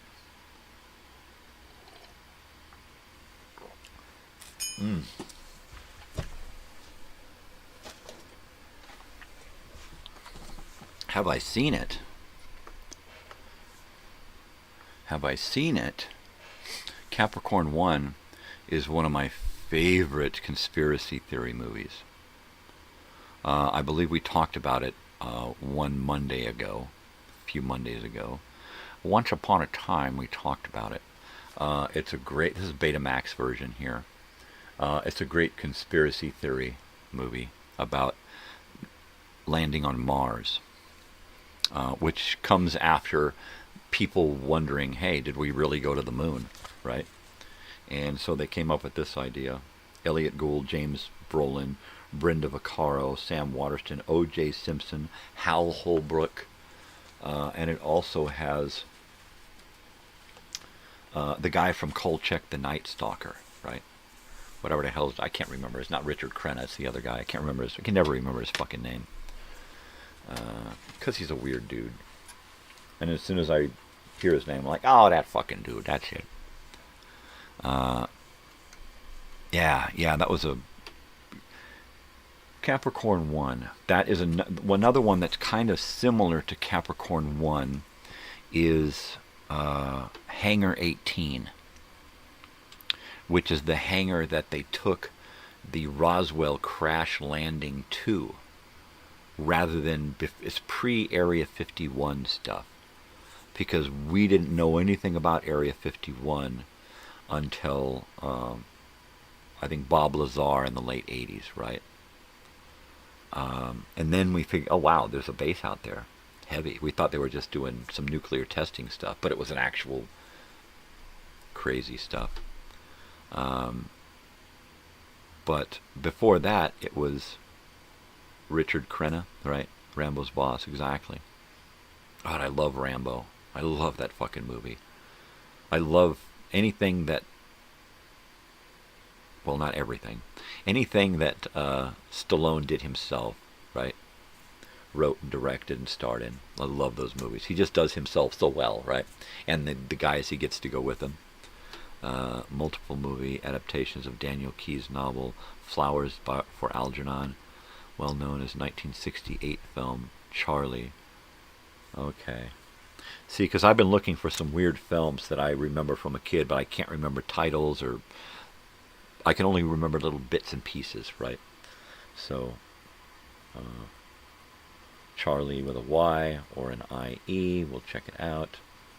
1968. And we'll look for that, see what we can get. And what I'd like to do is, I'd like to be able to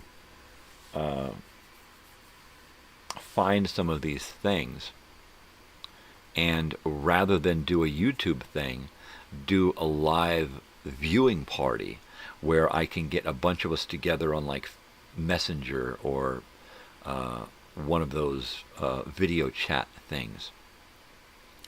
And then together we watch a movie or a TV show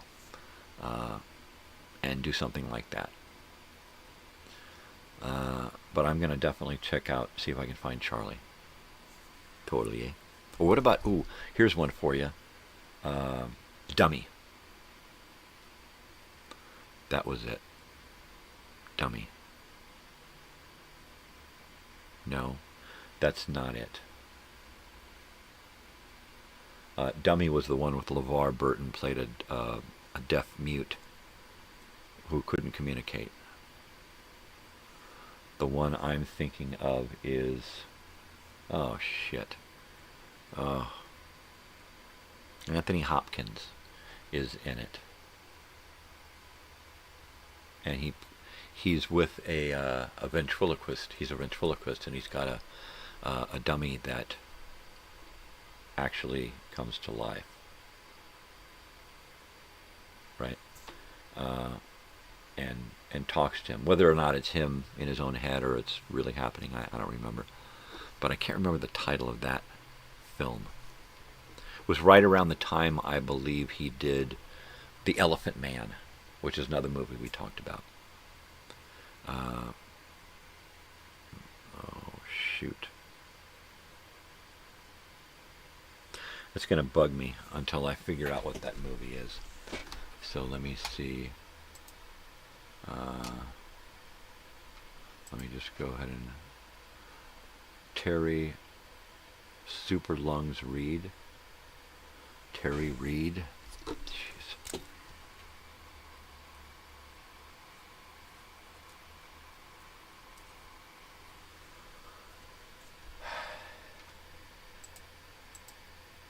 That's 75. Super Lungs. Okay. What was I looking for? Oh crap. See, I totally got sidetracked here, eh? I was going to look for something there, and I should have wrote it down, because now I don't remember, eh? Somebody keep me back on track. What was I talking about? What was I going to search? It was something we had just talked about before I was going to go search, and then I forgot. And I'm getting further off track, so...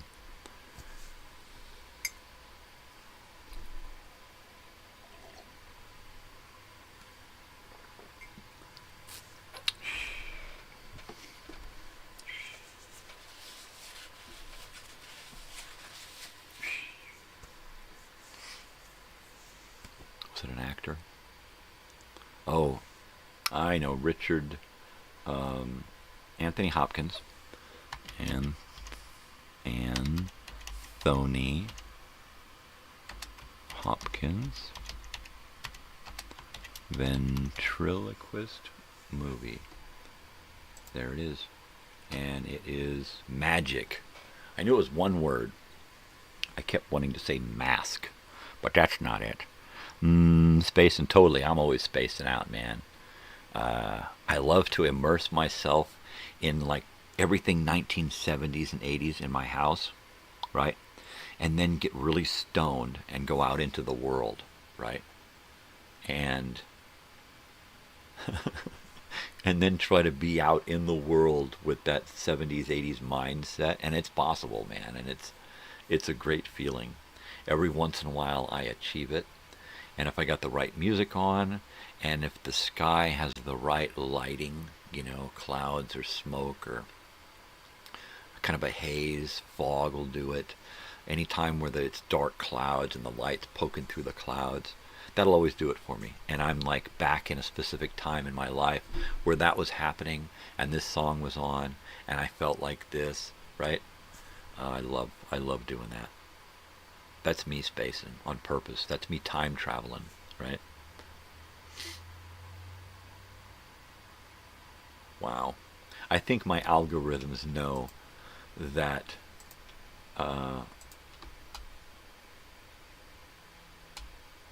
what do you call it? Obituaries are kind of my shtick, right? I think my algorithm gets it. And that's why it keeps feeding me more and more obits. More and more death notices, right? And it's not my shtick, it's not my bag, but, you know, if we have a chance to say goodbye to somebody, why not? What the hell? Space is the place. Dude, I've always been in space, right? I had this idea for a story where a guy is up in a space capsule and he's looking down at planet Earth, and the story begins as he's up there and he's kind of alone in his life and in the world, and that's why he's up in space doing what he does and in that job. And he's in between spacewalks and what he does in space.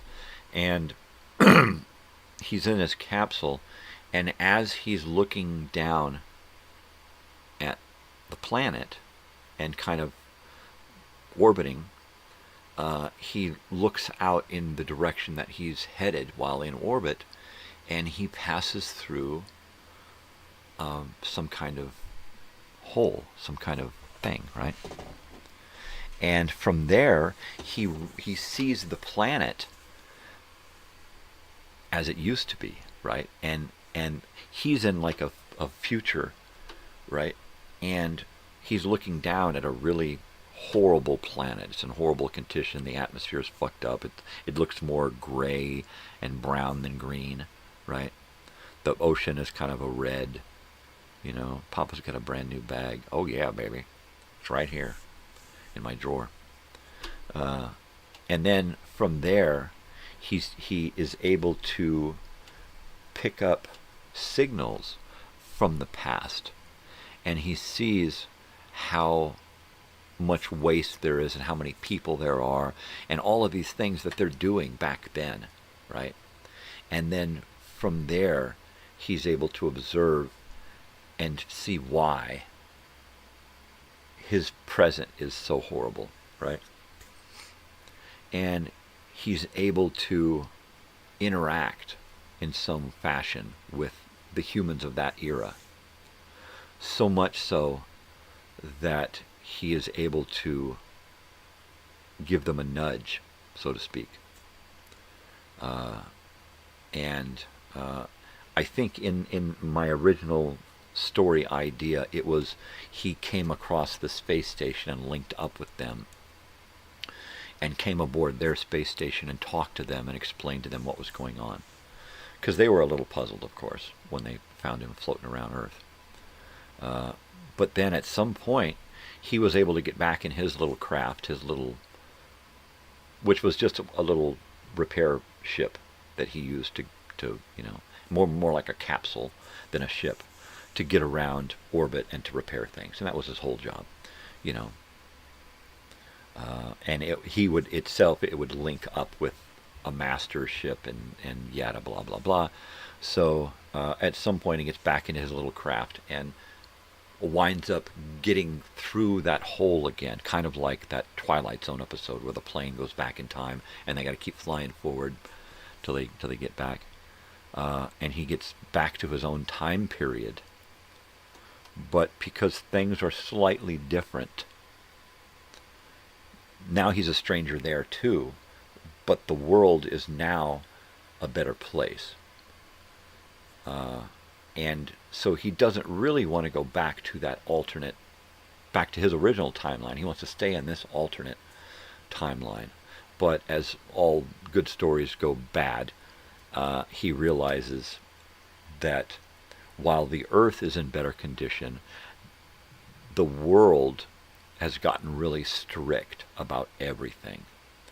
And so now he can't eat certain things, he can't do certain things, he can't live the way he used to live. So now he's like a man out of time completely. But he sees that he did a good thing, right?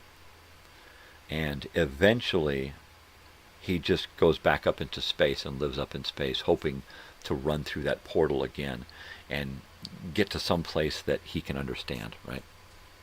So there's my little idea for a story.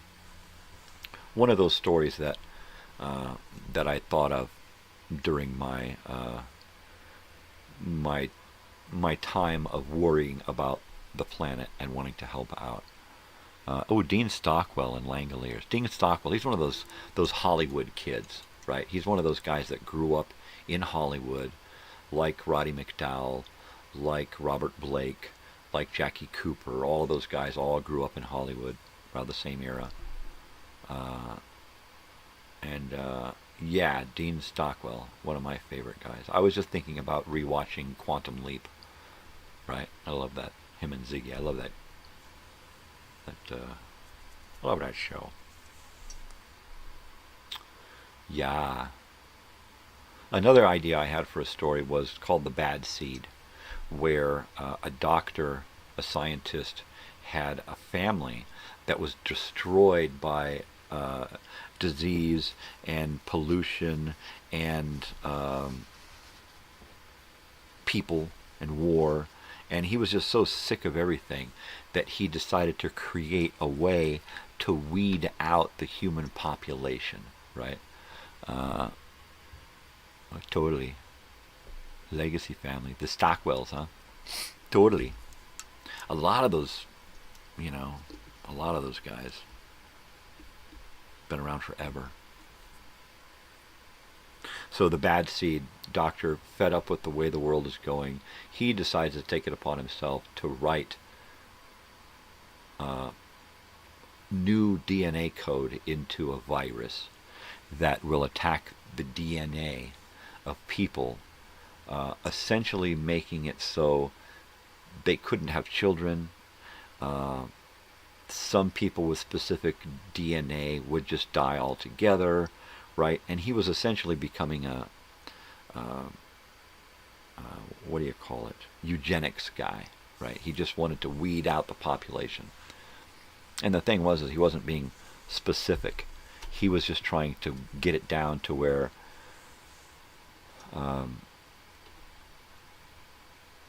there were fewer people, figuring he was going to make the world a better place.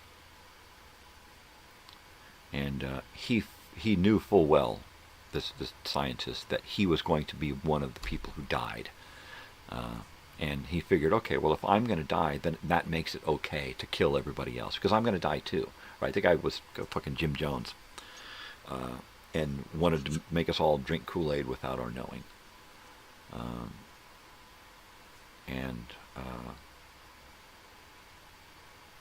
Had to then try to defend himself to the agent sent to stop him, right? Because it got leaked that he was going to do this.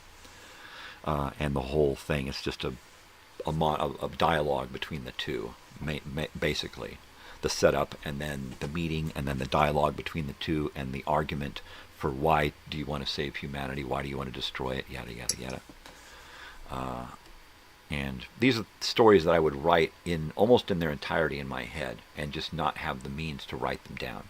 I used to think of these things while I was at work, and start off in the morning working with an idea, and by the end of the day I would have a synopsis, and by the end of the week I would have a full story in my head, right, just coming to life.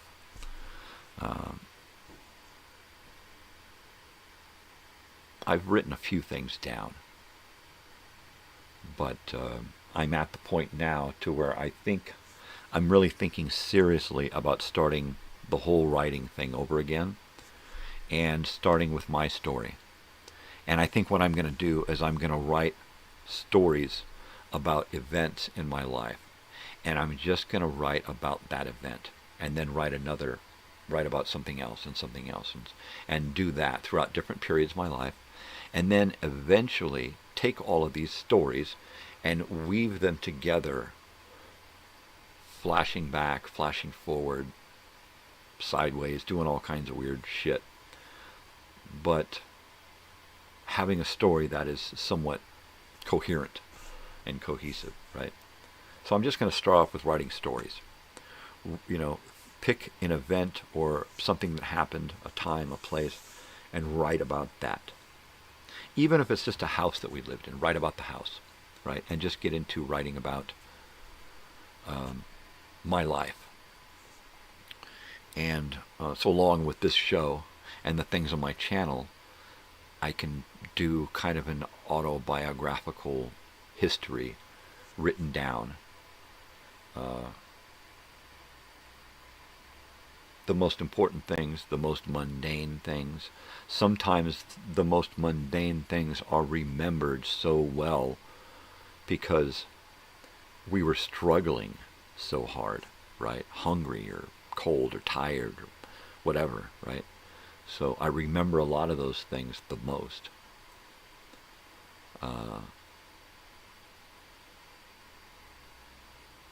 So, I should just start writing, and then write about something in an event, and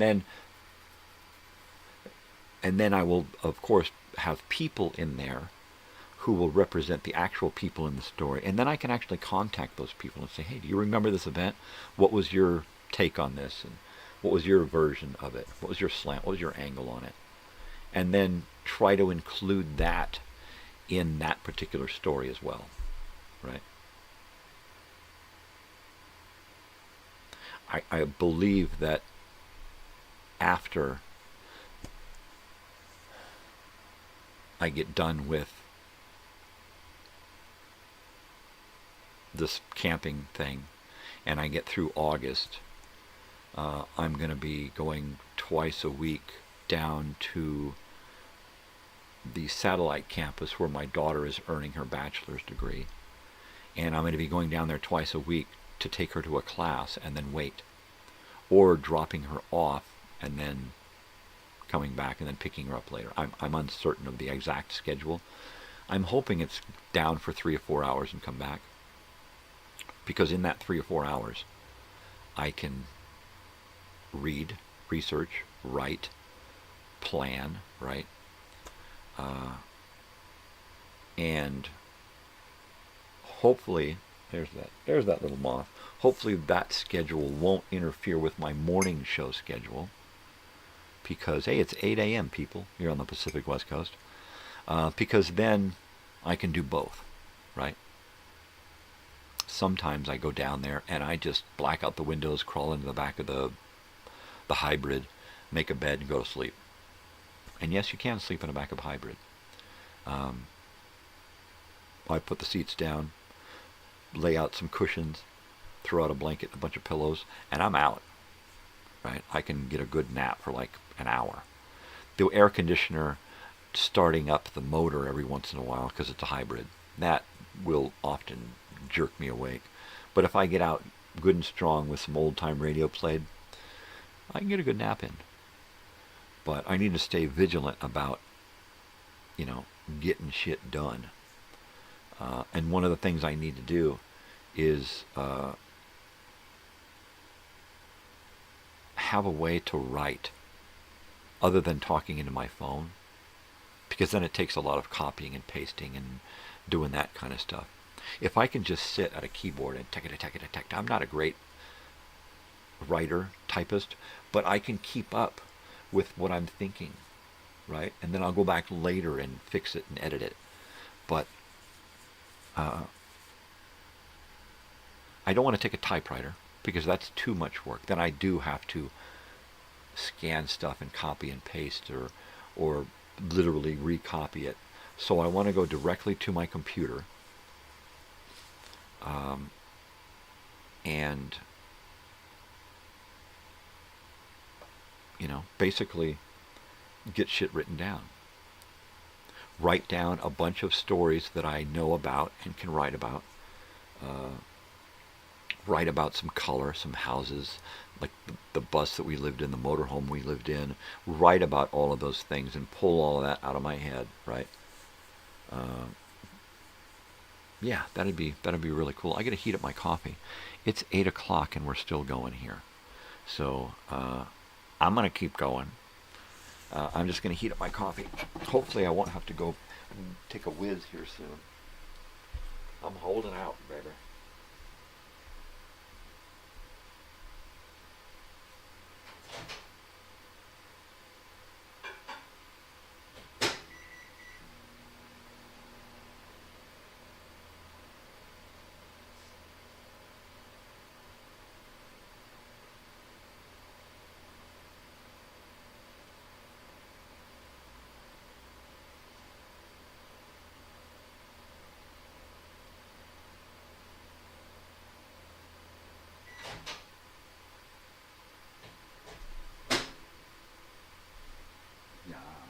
Hear me now and think about me later. So, yeah, things are kind of quiet around here this morning. We were kind of up late last night, fiddling about. I think my wife had a bowl of cereal at like 10:30 or 11, right? Which is about the time that I had a muffin and some milk, a cinnamon muffin and some milk, which is my usual late night snack before I go to bed. But it was on top of a bowl of beans and a biscuit, so it was like, whoa, man, I had to sit up in bed for a while. Crazy, man. I still got this bong in here, last bong hit of the morning, is sitting here waiting. Man, already this week we've lost Lonnie Anderson, Jane Morgan, Randy Messner, David Roach, and Terry Reid. Is it Meisner or Messner?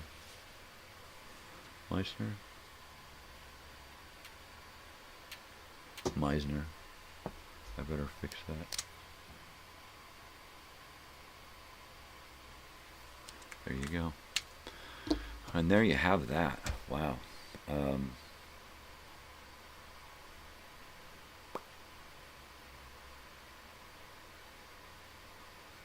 lost. I'm totally lost, man. Totally, eh? Kind of freaky, though. It's kind of fun, being lost all the time. I told my wife, man, if I go, just let me go, baby. If I'm just make sure I don't drive anymore. That's all I, just let me go. If I start calling you frickin' Margaret, and for some reason, and I'm living in the past, and I want to watch, I want to watch my shows, you just put on old episodes of Flipper, or whatever I'm into. Just let me live in the past, dear. Just let me go there and never come back. Right? Probably headed in that direction. Just thinking about what I'm going to eat today. Right?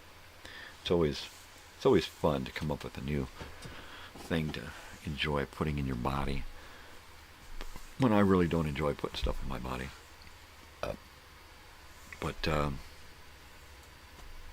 what am I going to eat today? Cereal, right? This morning, hot cereal, hot cream of wheat, and a cereal bar crushed up into it. Oh, that's so good. With a lot of milk. Made with milk, not water. What am I going to do for lunch, though? I think that after breakfast, I'm going to put my teeth in and have teeth in my face again and try to wear them for a little bit longer today. And then, before I take them out, use them to eat something so I get used to eating. Put them in. I'd like to be able to wear them for most of the day when I'm camping, because I'll have friends around. So, I don't know. Thursday night I'll be mostly by myself, so I can take them out relatively early on Thursday. Friday there'll probably be a few people around into the evening, and I want to put them on late and keep them on late. But Saturday, it'll probably be almost an all-day thing with those teeth in, which means I will probably have to take them out at some point and clean them and put them back in after I eat, right? It's just the way it is, baby. If you're like, I don't want to hear him talk about his teeth, man. That's disgusting, man. Hey, getting old is not a pretty picture. It is not. It is not a pretty picture, man. Believe me, I know it. It's a challenge. It's interesting. It's new. It's exciting. Oh, it's horrible. I've been getting old since I was 20 years old, man. I've been just going downhill, mainly because of my nourishment. Spending my first 2 decades just being malnourished and fed crap. And then another 10 years before I figured out that I didn't have to eat that way, right? So it took me another 10 years. And then it took me several years to get used to eating homemade stuff at home by my wife and myself, and get used to using cookbooks and thinking about food in a healthy way. I mean, it took us so long to get to that, at least me, that my daughter's first few years were like iffy with nourishment, so she's got it together now. She takes really good care of herself, and she has, been taken care of pretty good for the last 10 or 15 years. The first couple of years we were winging it, and we were on the road, and we were, following work, and just trying to stay alive. So we ate a lot of fast food and a lot of crap, which was horrible. But hey, you live, you learn, you grow, you change. You hope so. Totally. I don't know what to say, man. It's after 8 o'clock here on the Pacific West Coast, and I'm tired. I'm tired, and I'm rambling. my last bong hit there. I imagine that I will be closing off the show any time here now.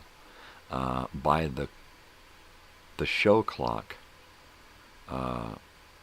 actually the show clock and everything says that we've been on for about 3 hours and 40 minutes, which is quite a long time. You just heard the sound of my wife coming out, which means it's time to say good day. Why? Because it's her time now. It's her time to have the house and do her thing. That's why I do my show early. So I don't impose upon anybody else. And, you know, they don't have to interfere with my stuff. We're on 2 schedules. So now it's time for me to say good day so that I can